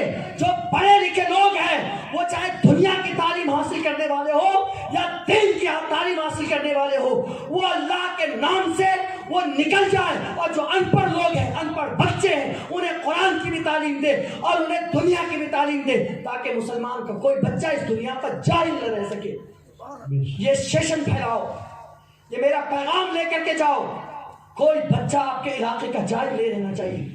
آج جہالت کی بنیاد پر اتنے خرافاتی پیدا ہو رہے ہیں، آج جہالت کی بنیاد پر آج غیر لوگ آپ کے علم، آپ کے ایمان کو اچک کر لے کر کے جا رہے ہیں۔ جب تک کہ آپ کے پاس علم نہیں ہوگا آپ تباہ ہو کر کے رہ جائیں گے۔ اور ایک چیز آپ کے ادھر بہت زیادہ چلتا ہے، حیدر علی حیدر علی حیدر علی، مولائے کائنات، شیر خدا، علی المرتضیٰ، فاتح خیبر، باب مدینۃ العلم، سجدہ کائنات کے شوہر نامدار، میرے محبوب کے آنکھوں کے تارے، تمام فرشتوں کے نور نظر، ہم سب کے دل کے راجدار، وہ راز دلارے، اللہ نے بہت مقام عطا کیا ہے، وہ بڑی عظیم ہستی ہے، لیکن سنو مولا علی کے نام پر آج کل اتنے دھندے چل رہے ہیں، مولا علی کے نام پر آج اتنی بدتمیزیاں کی جا رہی ہے، مولا علی کے نام کا سہارا لے کر اہل سنت کے نظریات کو اتنے تبدیل کیے جا رہے ہیں، مولا علی کے نام پر معاشرے میں اتنی تباہی مچائی جا رہی ہے جس کا کوئی اندازہ نہیں لگا سکتا۔ آپ جانتے ہیں یہاں تک کہ لوگوں کا کہنا ہو گیا دمادم مست قلندر علی دا پہلا نمبر، سنو پہلا نمبر افضل البشر بعد الانبیاء بالتحقیق امیر المؤمنین سیدنا ابا بکر صدیق ہے۔ سب سے بڑا رتبہ نبیوں کے بعد اگر اللہ نے کسی کا رکھا ہے تو وہ سیدنا صدیق اکبر کا ہے۔ مولا کائنات جو ہے خلافت کی ترتیب کے حساب سے اللہ نے ان کا مقام چوتھے درجے پر رکھا، اور وہ بھی منہاج نبوت کے طرز پر رکھا گیا ہے میرے آقا علیہ السلام کے دیوانوں، لیکن نظریات اہل سنت کو آج ان قوالیوں کے ذریعے سے، ان ڈھونگی باباؤں کے ذریعے سے صحابہ کرام پر طنز کیا جاتا ہے، مولا علی کا نام لے کر کے لوگوں کے ذہن کو برخلایا جاتا۔ سنو، مولا علی کی محبت کے بغیر یقیناً ایمان نہیں ہے، لیکن اگر کوئی صحابہ کرام کا گستاخ ہوگا تو مولا علی کی محبت بھی کام نہیں دے گی، بے شک بے شک، مولا علی کی محبت بھی کام نہیں دے گی۔ بلکہ اس پر میں آپ کو ایک حدیث سناؤں، سیاح کی حدیث ہے۔ مولا علی سے خود ان کے بیٹے محمد بن حنفیہ نے پوچھا تھا۔ حنفیہ مولا علی کی دوسری بیوی کا نام ہے اور وہ اپنی ماں کی نسبت سے ہی مشہور ہوئے، لیکن بیٹے مولا علی کے ہیں۔ انہوں نے پوچھا تھا یہ کہ ابا جان، سب سے بڑا رتبہ اور سب سے بڑا مرتبہ کس کا ہے، آپ کا یا حضرت ابوبکر صدیق کا؟ تو آپ ارشاد فرماتے ہیں کہ سب سے بڑا رتبہ جو ہے وہ سیدنا صدیق اکبر کا ہے۔ پھر پوچھا اس کے بعد، تو آپ نے فرمایا اس کے بعد جو ہے عمر فاروق کا۔ تو حضرت محمد بن حنفیہ کہتے ہیں پھر میں نے یہ نہیں کہا اس کے بعد کس کا، بلکہ میں نے یہ کہا اس کے بعد آپ ہی کا ہوگا، کیونکہ میں اگر یہ پوچھ لیتا کہ اس کے بعد کس کا ہے تو حضرت میرے بابا جان یہی کہتے تیسرا درجہ تو عثمان غنی کا ہے، اس لیے میں نے یہ کہا بابا پھر آپ کا رتبہ کہاں گیا؟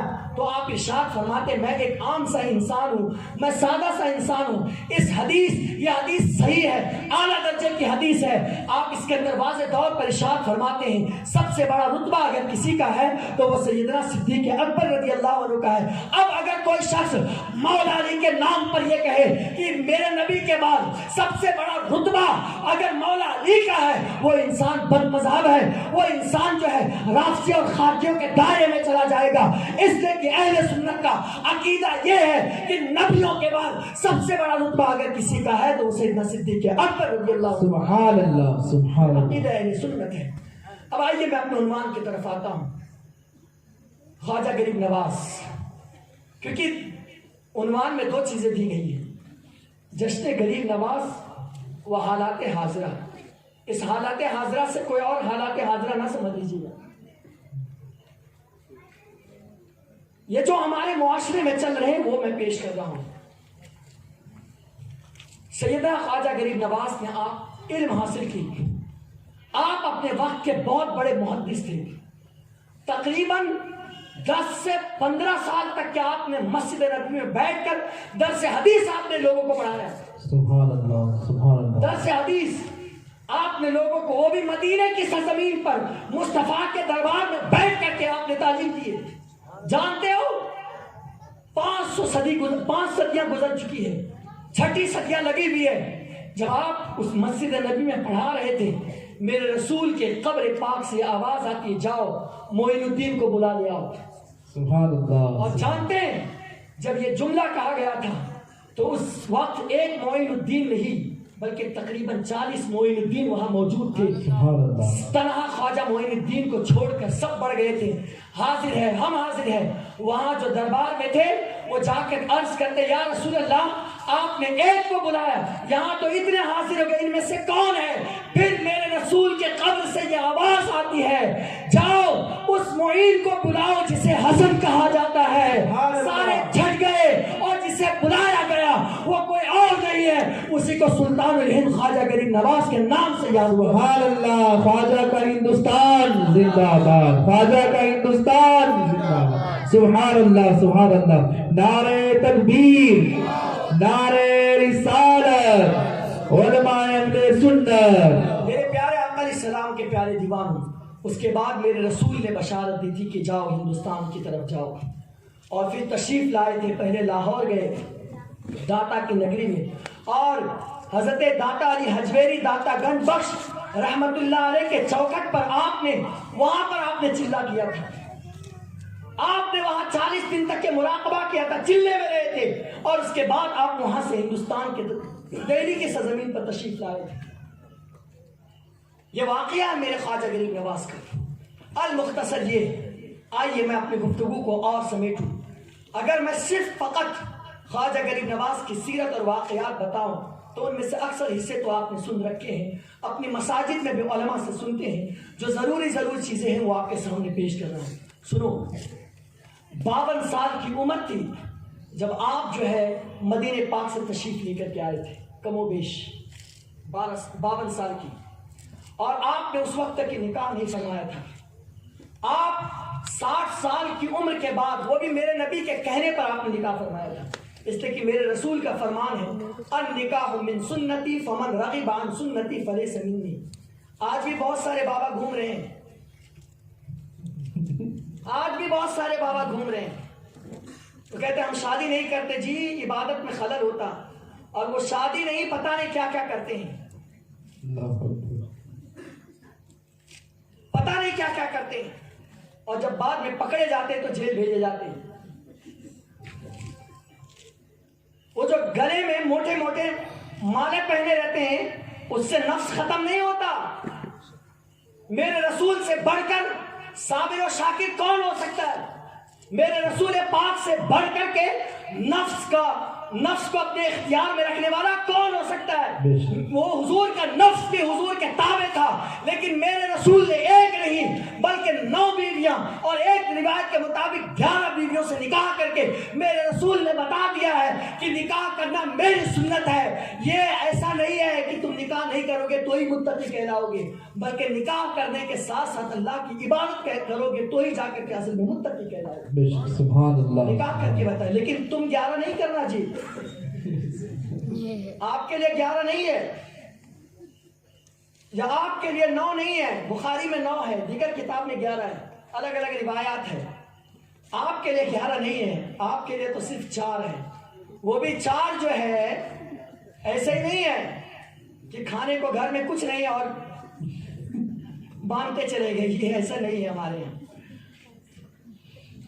وَإِنْ خِفْتُمْ أَلَّا تَعْدِلُوا فَوَاحِدَةً، سبحان اللہ۔ اگر تم چاروں کے درمیان برابر انصاف کر سکتے ہو، ان کے ہر چیز کے حقوق کی ادائیگی برابر کر سکتے ہو، تب جا کر کے اجازت ہے، ورنہ یہی عورتیں بیٹھی ہوئی ہیں، ابھی سب جھاڑو لے کر آ جائیں گی کہ مولانا صاحب کو یہی ایک سنت یاد ہے، باقی سنتیں بھول گئے۔ سو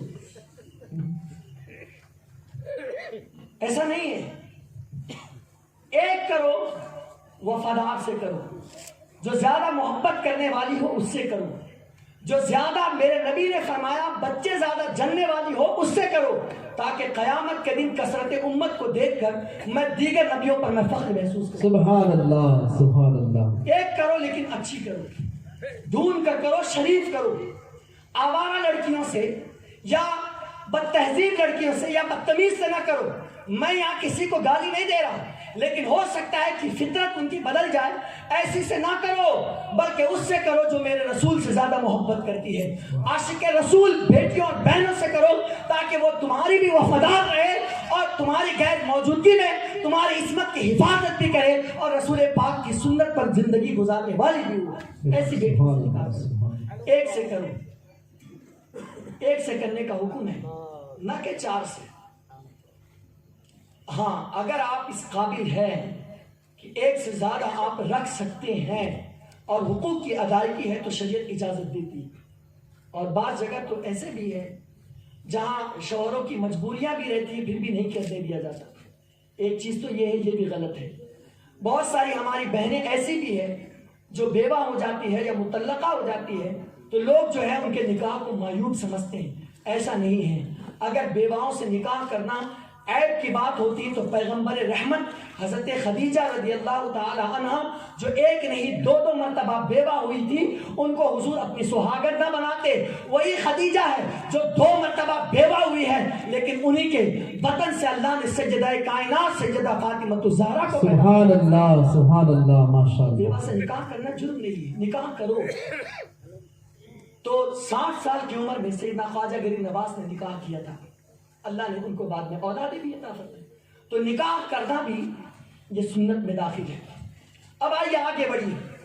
خواجہ غریب نواز کی زندگی سنت مصطفیٰ پر ہی کٹتی ہے۔ آپ نے سب سے زیادہ رسول کے اخلاق کو اپنی زندگی میں شامل فرمایا تھا۔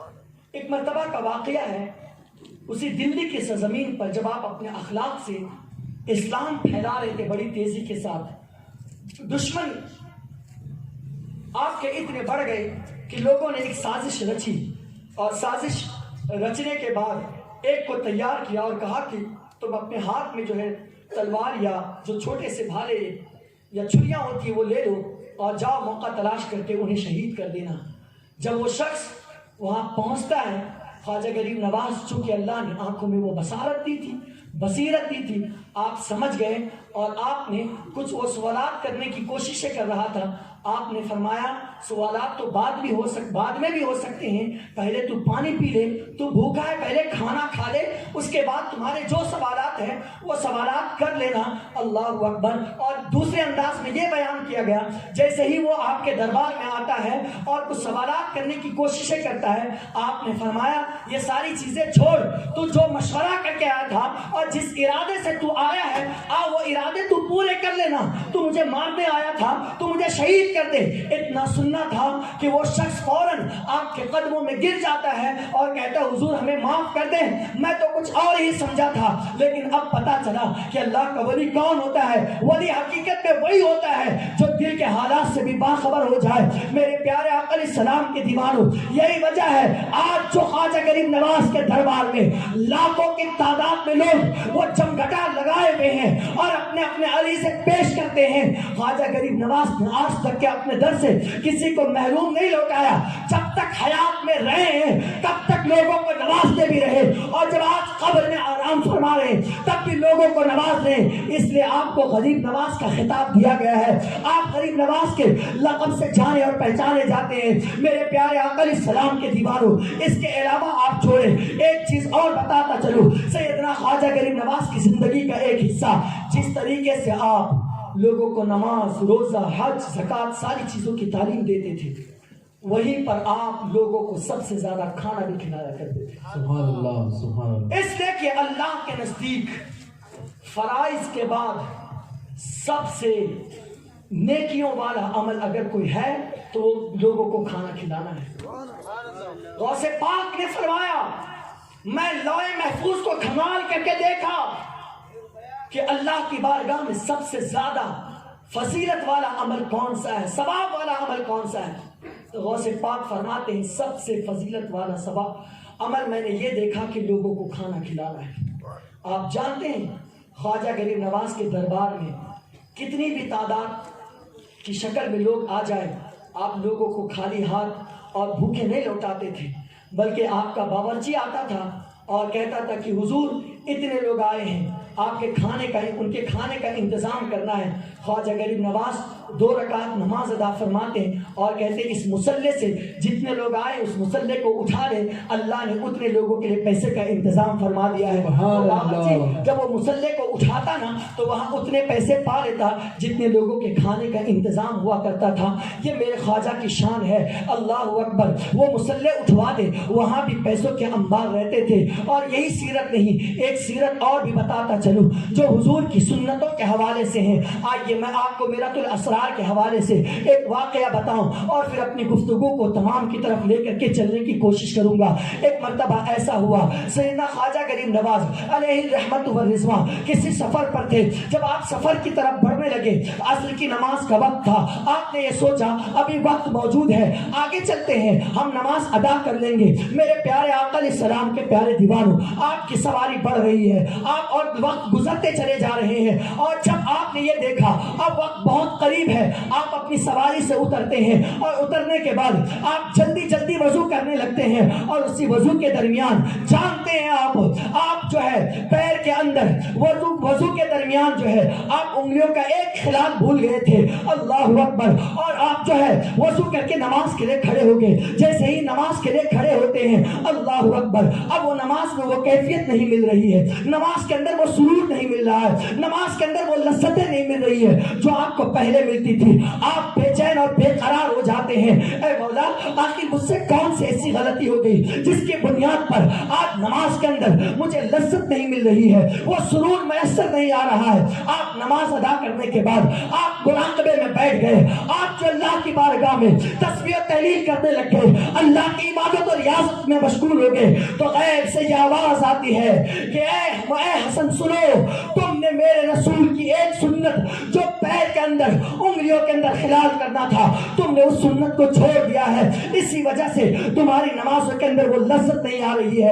اتنا سننا تھا کہ سیدنا خواجہ غریب نواز سلطان الہند معین الدین چشتی حسن سنجری رحمت اللہ علیہ پر وہ کیفیت طاری ہو گئی کہ آپ کی آنکھوں سے آنسو بہنے لگ گئے۔ اے مولا اب میں قیامت کے دن حضور کے سامنے کیسے جاؤں گا؟ اگر میرے آقا نے کل قیامت کے دن میرا گریبان تھام لیا اور پکڑ کر کے کہا کہ اے معین الدین تو مجھ سے محبت کرنے کا دعویٰ کرتا تھا اور تو سنت کو چھوڑ رہا تھا، تو میں اپنے نبی کو کیا منہ دکھاؤں گا؟ میں اپنے نبی کے سامنے کس انداز پہ جاؤں گا؟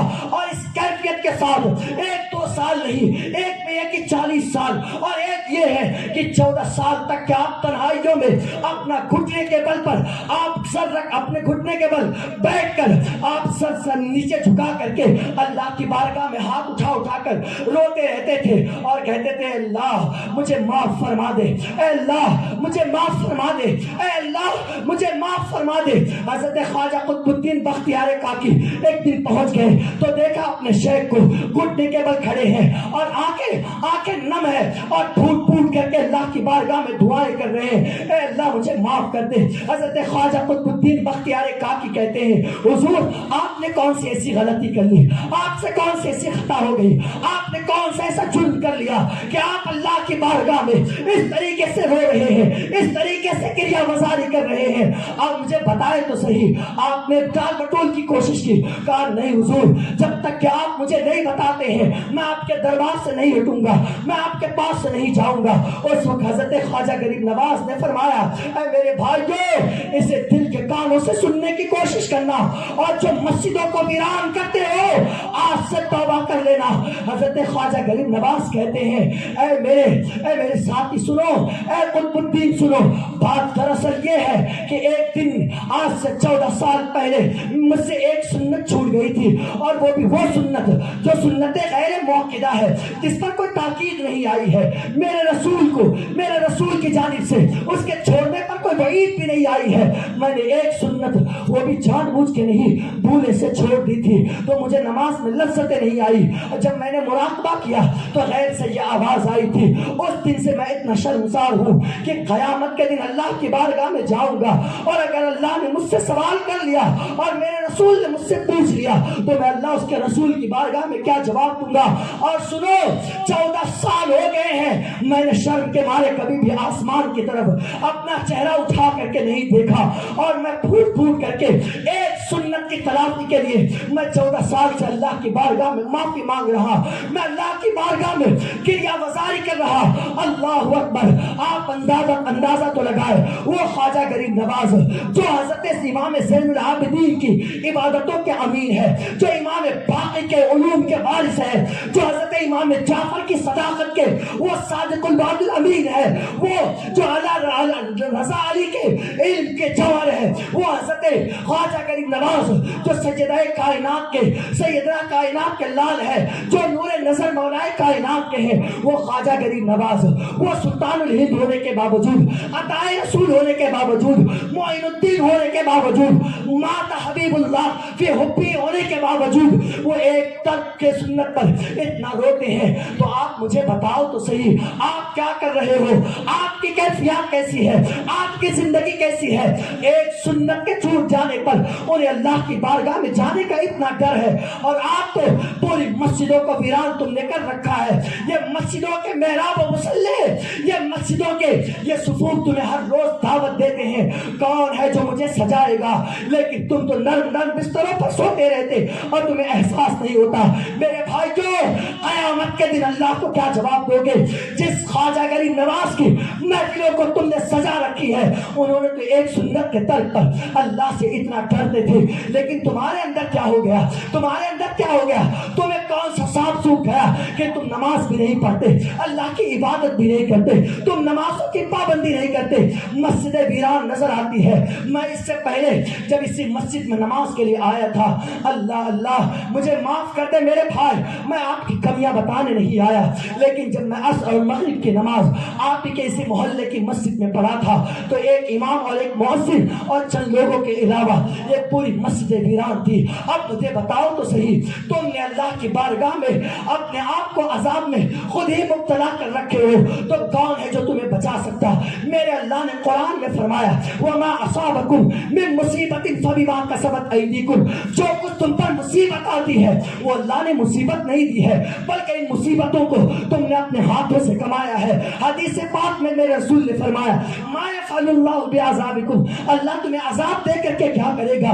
اللہ تو غفور رحیم ہے، اللہ تو جواد ہے، اللہ تو ستار ہے، اللہ تو غفار ہے، اللہ تو رحیم ہے، وہ تو 70 ماہوں سے زیادہ اپنے بندوں سے پیار کرتا ہے۔ میرے رسول نے فرمایا اگر کوئی انسان لو بلغ ذنوبک عنان السماء، اگر تمہارے گناہ جو ہے زمین و آسمان کو بھاتے اور تم اللہ کی بارگاہ میں معافی مانگو تو میرا رب اتنا مہربان ہے تمہارے سارے گناہ کو معاف فرما دے گا۔ وہ اس حد تک تم سے پیار کرتا، اس نے زمین بنائے تمہارے لیے، آسمان کا شامیانہ بنایا تمہارے لیے، ان ہواؤں کی تخلیق کی تمہارے لیے، ان چرندوں کو پیدا کیا تمہارے لیے، ان سمندروں کی لہروں کو بنایا تمہارے لیے، ان موجوں کی طغیانی کو تمہارے لیے بنایا، ان پہاڑوں کو تمہارے لیے پیدا کیا، ان نیلے آسمان کو تمہارے لیے پیدا کیا، فرشتوں کی تخلیق تمہارے لیے پیدا کیا، ان درخت کو تمہارے لیے پیدا کیا، ان چوٹیوں کو تمہارے لیے پیدا کیا، ان غذاؤں کو تمہارے لیے پیدا کیا،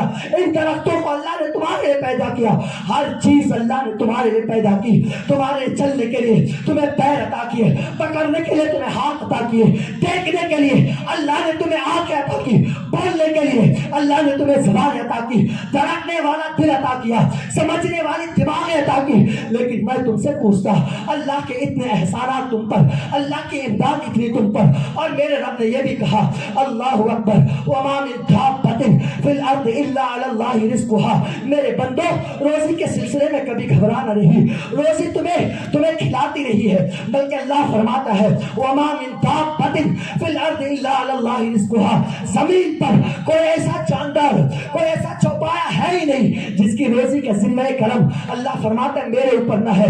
وَيَعْلَمُ مُسْتَقَرَّهَا وَمُسْتَوْدَعَهَا كُلٌّ فِي كِتَابٍ مُبِينٍ، وہ اللہ جانتا ہے کس بندے کو کتنا دیا جائے گا۔ ارے وہ چوٹیوں میں رہنے والے جانوروں کو جب پیٹ بھر کے کھلاتا ہے، وہ مچھلیوں کو جو ہر روز ایک ایک ٹن ان کی غذائیں ہوتی ہے جب اللہ انہیں پالتا ہے، ان لکڑیوں کے اندر، درختوں کے اندر چھوٹے چھوٹے کیڑوں کو جب وہ پال سکتا ہے، ان پہاڑوں پر رہنے والے ان درختوں کی پرورش کر سکتا ہے، چٹیل میدان میں ہرے سبزے اگا سکتا ہے، ان زمین کو مضبوط کر سکتا ہے، ان پہاڑوں کو اور سینہ تان کر کے کھڑے رکھ سکتا، وہ خدا جو سب کچھ کر سکتا، وہ رب جو ساری کائنات کو چلا سکتا، وہ کائنات کا مالک ہو کر وہ سب کچھ کر سکتا، تو مجھے بتاؤ تو صحیح کیا وہ خدا تمہیں روزی نہیں دے سکتا؟ کیا وہ تمہیں کھلا نہیں سکتا؟ کیا وہ تمہیں پلا نہیں سکتا؟ کیا وہ تمہیں زندہ نہیں رکھ سکتا؟ بلکہ سنو، تمہیں زندہ ہی نہیں رکھتا بلکہ تمہاری پیدائش سے پہلے ابھی تم پیدا بھی نہیں ہوئے ہوتے ہو کہ تمہاری ماں کے سینے میں، ماں کے چھاتیوں میں تمہاری پیدائش سے پہلے ہی تمہارے لیے اللہ روزیوں کا انتظام فرما، سبحان اللہ سبحان اللہ، انتظام فرما دیا کرتا ہے۔ سبحان اللہ، نعرہ تکبیر، نعرہ رسالت، علماء اہل سنت، جلسہ جشن غریب نواز، خواجہ کا ہندوستان، نعرہ رسالت۔ میرے پیارے آقا علیہ السلام کے پیارے دیوانوں، آباد کرو مسجدوں کو، سجا دو مسجدوں کو، اللہ کی بارگاہ میں توبہ کر دو، ورنہ وہ دن دور نہیں ہے جو حال سیریا کا ہوا ہے، وہ دن دور نہیں ہے جو فلسطین والوں کا ہوا ہے، وہ دن دور نہیں ہے جو عراق و یمن والوں کا ہوا ہے، وہ سرزمین جسے میرے رسول نے فرمایا تھا اللہم بارک لنا فی یمننا، اے اللہ میرے یمن کے اندر برکت عطا فرما۔ آج وہاں کے بچے گھاس کھانے پر مجبور ہیں، عید کے دن انہیں سوکھی روٹی مل جائے تو ان کے لیے گویا کہ وہ قسمت کے لیے ان کے اعتبار سے معراج ہو جاتی۔ 8 دن تک کے وہ بچے وہ روڈوں سے کہیں اگل بگل سے کوئی ٹکڑے مل جائے تو اسی پر ان کا گزارا ہوتا ہے، لیکن تمہیں اللہ نے کھانے پینے کی ساری اشیاء کا انتظام کر دیا تو اللہ سے بغاوت مول لیتے ہو۔ قرآن مقدس میں اللہ نے ارشاد فرمایا ان اللہ لا یغیر ما بقوم حتی یغیروا ما بانفسہم، اللہ اس قوم کی حالت کو اس وقت تک کہ نہیں بدلتا جب تک کہ وہ قوم خود ہی بدل نہ جائے۔ آج کیا ہو رہا ہے؟ کیا خدا نے ہماری یہ حالت کی ہے؟ جھوٹ ہے اگر کوئی یہ کہتا ہے کہ اللہ نے ہمیں دنیا کے اندر ذلیل و رسوا کیا۔ کوئی یہ کہتا ہے تو وہ نبی پر اور اللہ پر افترا باندھتا ہے اور جھوٹ بول رہا ہے۔ جو خدا ہماری تقدیر بہتر سے بہتر لکھے، کیا اپنے بندوں کی تقدیر ایسی لکھے گا؟ ارے دنیا کا دستور ہے، ایک ماں سے اگر کہا جائے کہ تو بیٹے کی تقدیر لکھ، تو وہ ماں اپنے بیٹے کی قسمت میں کبھی کوئی برائی اور غم نہیں لکھے گا۔ ایک ماں جب اپنے بیٹے کی قسمت لکھنے کی اگر انہیں اجازت دی جائے تو ماں اپنے بیٹے کی تقدیر بری نہیں لکھ سکتی۔ تو وہ خدا جو 70 ماؤں سے کہیں زیادہ پیار کرتا ہے، کیا وہ خدا اپنے بندوں کی تقدیر میں یہ مصیبتیں لکھے گا؟ وہ پریشانیاں لکھے گا؟ اس کا مطلب یہ ہے اللہ ہمیں مصیبت میں ڈالنا نہیں چاہتا، ہم خود ہی مصیبت میں جا رہے ہیں، ہم خود ہی تکلیفوں میں گر رہے ہیں۔ ہم نے جب سے مسجدوں کو ویران چھوڑا ہے، ہم نے جب سے مسجدوں کے آواز پر اور آذان پر لبیک کی صدائیں ہم نے نہیں لگائی، تب سے یہ قوم مسلم ذلیل اور رسوا ہو کر کے رہ گئی۔ شادیوں میں سب شریک ہوں گے، دعوتوں میں سب اٹینڈ ہوں گے، مرغ مسلم توڑنے کے لیے سب کے پاس وقت ہے، اور خدا کی بارگاہ میں سجدے کرنے کے لیے ان ظالم قوم اور مسلمانوں کے پاس ٹائم نہیں۔ اور کہتے ہیں مسلمان ہیں، کس زبان سے مسلمان کہتے ہو؟ کیا اپنا نام صرف مسلمان رکھ لینے سے ہم مسلمان ہیں؟ رہ گئی رسم ازاں روح بلالی نہ رہی، فلسفہ رہ گیا تلقین غزالی نہ رہی۔ صرف روئی آج تو صرف ایک رسم ہے، اس کے علاوہ کچھ بھی نہیں ہمارے پاس۔ کیا ہے آپ کے پاس؟ کون سا عمل ہے جس عمل کی بنیاد پر اللہ تمہیں معاف کرے؟ کون سی نیکی ہے تمہارے پاس جس نیکی کی وجہ سے اللہ تمہاری دعاؤں کو سن لے؟ کون سا تمہارا اپنا کردار ہے جس کردار کی وجہ سے تمہیں دوسرے قوموں پر عزت و برتری عطا کرے؟ کون سا عمل ہے تمہارے پاس؟ صبح سے لے کر شام تک کہ اللہ کی نافرمانیاں کرتے ہو اور پھر یہ کہتے ہو کہ اللہ نے مجھے مصیبتیں میں ڈالا ہے۔ تم جاہل ہو، نادان ہو جو اللہ پر ایسی باتیں کرتے ہو۔ اللہ نے تمہیں مصیبت میں نہیں ڈالا ہے، تم خود مصیبت میں گرفتار ہو چکے ہو۔ اور سنو، اب بھی اگر چاہتے ہو نا کہ اللہ تمہیں معاف کر دے تو قرآن میں اللہ نے کہا وَلَا تَهِنُوا وَلَا تَحْزَنُوا وَأَنْتُمُ الْأَعْلَوْنَ إِن كُنتُم مُؤْمِنِينَ۔ تم مومن بن جاؤ، اللہ تمہیں پھر سے کامیابی عطا فرما دے۔ سبحان اللہ۔ ارے دشت تو دشت ہے، دریا بھی نہ چھوڑے ہم نے، بحر ظلمات میں دوڑا دیے گھوڑے ہم نے۔ ہم وہ ہیں جو سمندروں کے اندر گھوڑے دوڑاتے تھے تو ہماری حالت یہ ہوتی تھی ان گھوڑوں کے ٹانپوں کے اندر پانی کا ایک قطرہ بھی نہیں لگتا تھا۔ ہم جس ملک کے اندر اور جس علاقے کے اندر چلے جاتے تھے، ہمارے اخلاق کو، ہمارے کردار کو دیکھ کر وہ پوری کی پوری بستی مسلمان ہو جایا کرتی تھی۔ لیکن معاف کریے گا، جس محلے میں سب سے زیادہ گندگی ہو وہاں مسلمان رہتا، جہاں سب سے زیادہ دھوکہ دھڑی ہو رہی ہو وہاں مسلمان رہتا، جس گلی میں سب سے زیادہ بدبو آتی ہو وہاں مسلمان رہتا، جس محلے میں سب سے زیادہ سود کا کاروبار چلتا ہو وہاں مسلمان رہتا۔ یہ سود، یہ حرام کے کام ہے، یہ اللہ نے کیا مسلمانوں کے لیے دیا تھا؟ سنو، میرے رسول پاک علیہ السلام نے یہ ارشاد فرمایا، جس نے سود کا کاروبار کیا گویا کہ اس نے اپنی ماں کے ساتھ، سگی ماں کے ساتھ 33 مرتبہ اس نے زنا کیا۔ اللہ، اپنی سگی ماں کے ساتھ وہ زنا کیا۔ لیکن آج سود، یہ بیاض کا مسئلہ اتنا بڑھتا چلا جا رہا ہے، العیاذ باللہ۔ یہ ہمارے لوگ یہ نامرد بنے ہوئے، معاف کریے گا میرے جملے بہت کٹھن ہیں، ممبر رسول پر یہ زیبا نہیں دیتے کہ میں آپ کے سامنے ایسے جملے کہوں، لیکن اپنے بیویوں کے ساتھ وہ زیادتی کر کے، ایسے دھندے کر کے اپنے گھروں میں اپنی بیٹیوں اور بہنوں کو لوگ کھلاتے۔ یہ حالت زار ہے مسلمانوں کی۔ ایسی قوم کو اللہ کیسے ترقی دے گا؟ ایسے قوم کو اللہ کیسے عزت عطا کرے گا؟ ایسی قوم کو اللہ کامیابی سے کیسے سرفراز فرمائے گا؟ جو سود کے کاروبار میں لگے ہوئے، सूद के धंधे करते हैं, इनका पेट तो कयामत के दिन वो बड़े बड़े घड़ों के मानिंद हो जाएगा, जिसके अंदर से ऐसी बदबू आएगी कि अहले महशर उससे तबाह व बर्बाद और अहले महशर उससे परेशान हो जाएगी।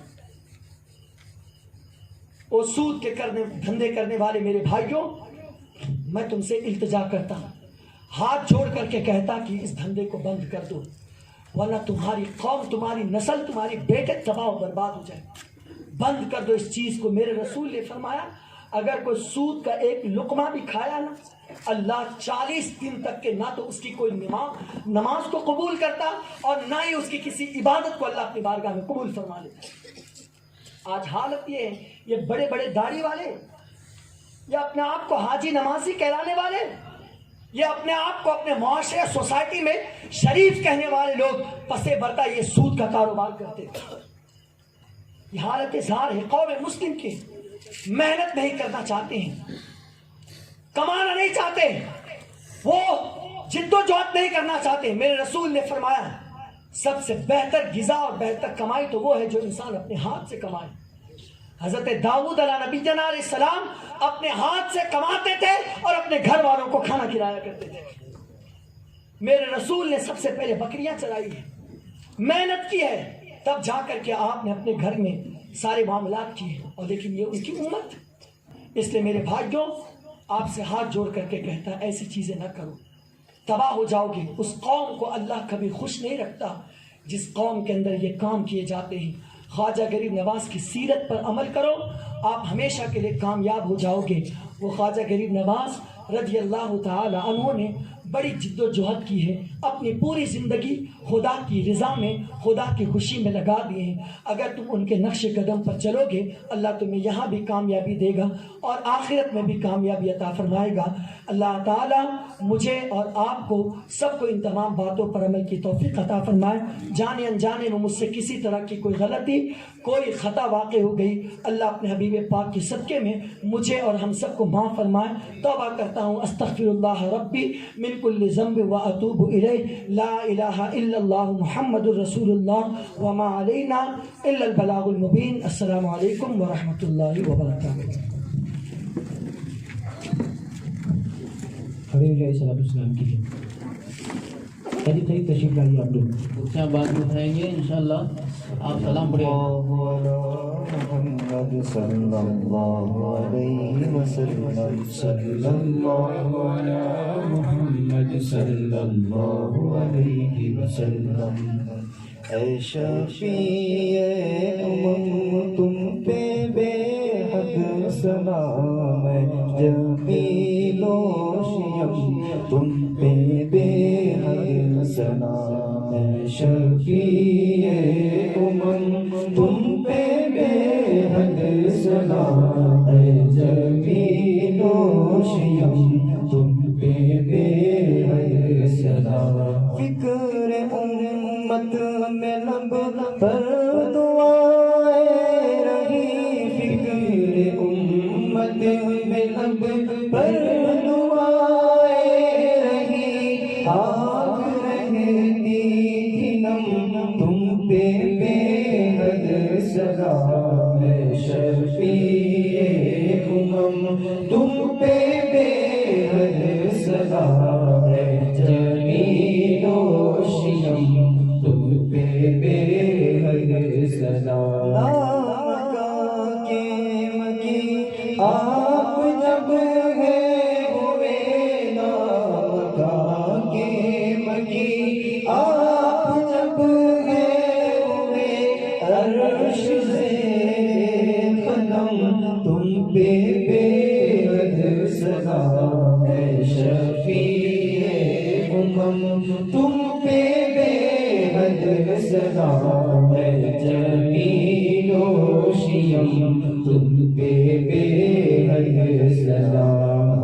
सो ख्वाजा रज़ा के तुफ़ैल करीम किनो मेरा करम तुम पे बेहद सलाम। राजा अपने गुलामों की रखते हो तुम, रखना मेरा भरम तुम पे बेहद صدا چاہتا ہے رضا شاکر غمزدہ چاہتا ہے رضا شاکر غمزدہ کہہ دو راضی ہیں ہم تم پہ بے حد سزا میں شفیع امم تم پہ بے حد سزا میں جمیل و شیم تم پہ بے حد سزا یا نبی سزا بھلا ہو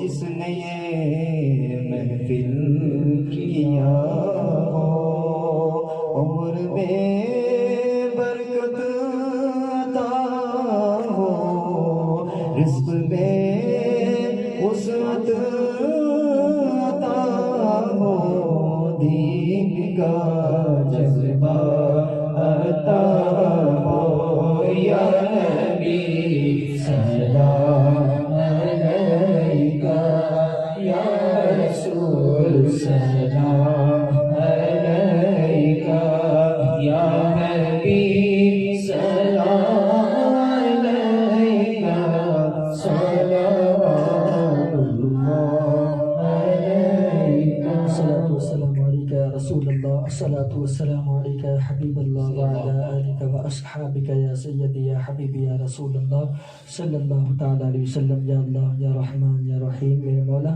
ہماری اس حاضری کو اپنی بارگاہ میں قبول فرما لے. یا اللہ میرے بولنے میں کسی طرح کی کوئی کمی کوئی خامی کوئی لفظ غلطی ہو تو میرے مولا معاف فرما. یا اللہ شروع سے لے کر اب تک کہ کسی طرح کی کوئی کمی ہو تو پروردگار عالم معاف فرما دے. میرے مولا جو کچھ یہاں بیان ہوا میرے مولا ہم سب کو اس پر عمل کی توفیق عطا فرما. میرے مولا خواجہ غریب نواز علیہ رحمت و رضوان کے فیوز و برکات سے ہم سب کو مالا مال فرما. یا اللہ ان کی نگاہیں عنایت ہم سب پر عطا فرما. یا اللہ ان کے صدق و طفیل میں ہمارے سارے بگڑے کام کو بنا دے. میرے مولا ان کے غریب نوازی کے صدقے میں میرے مولا ہم سب پر بھی کرم فرما دے. میرے مولا یہاں جتنے لوگ حاضر آئے میرے مولا سب کی دلی مرادوں کو تمناؤں کو پائے تکمیل تک پہنچا دے. میرے مولا سب کی پریشانی مصیبت تکلیفوں کو دور فرما. سب کی زندگی میں خوشی عطا فرما. یا اللہ سب کو میرے مولا عزت کی زندگی عطا فرما. محتاجگی سے بچا. میرے مولا تو کسی کا محتاج نہ بنا. یا اللہ تو اپنا محتاج بنا. میرے مولا بار بار مدینے کی حاضری نصیب فرما. مدینے میں موت نصیب فرما. جنت البقیع میں دو قسمی نصیب فرما. میرے مولا ہمیں بار بار حج مبرور اور حج مقبول کی سعادت نصیب فرما. یا اللہ نماز پنجگانہ پڑھنے کی توفیق عطا فرما. اپنے علماء صلحاء کی خدمت کرنے کی توفیق عطا فرما. ان سے محبت کرنے کی توفیق عطا فرما. یا اللہ ہمارے معاشرے کو اسلامی معاشرہ بنا. ہمارے محلے کو اسلامی محلہ بنا دے. میرے مولا جن بچے اور بچیوں کی شادی نے میرے مولا انہیں مناسب رشتہ عطا فرما دے. پروردگار عالم جن کو اولاد نہیں انہیں نیک صالح اولاد عطا فرما. یا اللہ یہاں کوئی تو ایسا بندہ ہوگا جس کا آمین کہنا تجھے پسند ہوگا میرے مولا اسی کے صدقے میں ہماری اس محفل کو ہمارا اٹھنا بیٹھنا بولنا سب کچھ اپنی بارگاہ میں قبول فرما. میرے مولا اس محفل کو ہمارے لیے باعث نجات بنا. یا اللہ نجات کا ذریعہ بنا. ان علماء کرام کے تصدق سے میرے مولا ہم سب پر اپنا خصوصی کرم اور فضل فرما. پروردگار عالم اس محفل کے منعقد کرنے میں جن لوگوں نے جس طور پر حصہ لیا دام درم قدم سخن حصہ لیا میرے مولا سب پر اپنا کرم خاص فرما. ہمارے علماء کرام پر ہمارے مبلغین پر معاونین پر یہاں کے ذمہ داران مسجد کے ذمہ داران یا اللہ سب پر اپنا کرم فرما. میرے مولا سب پر اپنا کرم خاص فرما. میرے مولا جتنے بھی بیمار ہیں سب کو شفاء کاملہ عاجلہ وافیہ شافیہ دائمہ قائمہ عطا فرما. سب کو صحت و تندرستی عطا فرما. یا اللہ مسلمانوں پر رحم فرما. دلی کے مسلمانوں پر خاص طور سے کرم فرما. یا اللہ میرے مولا ان کے بدحالی کو میرے مولا بحالی میں تبدیل فرما دے. میرے مولا ان پر خاص کرم فرما دے. یا اللہ ان کی عزت و آبرو کی حفاظت فرما. یا اللہ مظلوموں کی مدد فرما. یا اللہ ناپاکوں کی ناپاک کوششوں کو ناکام فرما. ظالموں کو بہتر کردار تک پہنچا. میرے مولا ان پر اپنا قہر نازل فرما. یا اللہ ہم سب پر کرم فرما. ہم سب پر اپنا فضل فرما. میرے مولا اس محلے کو میرے مولا خوب ترقی اور عروج عطا فرما. یا اللہ جن لوگوں نے اس محفل کو سجایا میرے مولا اسی طرح انہیں دین متین کی خدمت کرنے کی میرے مولا بے لوث خدمت کرنے کی توفیق عطا فرما. یا اللہ ان کی نسلوں نسلوں کو میرے مولا اس کی خیرات عطا فرما یا اللہ جتنے لوگ آئے ہیں میرے مولا ان کی نسلوں کو ان کا فیضان عطا فرما ان اللہ و ملائکتہ یصلون علی النبی یا ایھا الذین آمنوا صلوا علیہ وسلموا تسلیما اللهم محمد صلی اللہ علیہ وسلم محمد صلی اللہ علیہ وسلم السلام علیکم یا رسول اللہ صلی اللہ تعالی علیہ وسلم جب دم واپسی ہو یا اللہ لبہ لا الہ الا اللہ محمد رسول اللہ صلی اللہ علیہ وسلم السلام علیکم ورحمۃ اللہ وبرکاتہ حضرات محترم کچھ اعلانات سماعت کریں کچھ اعلانات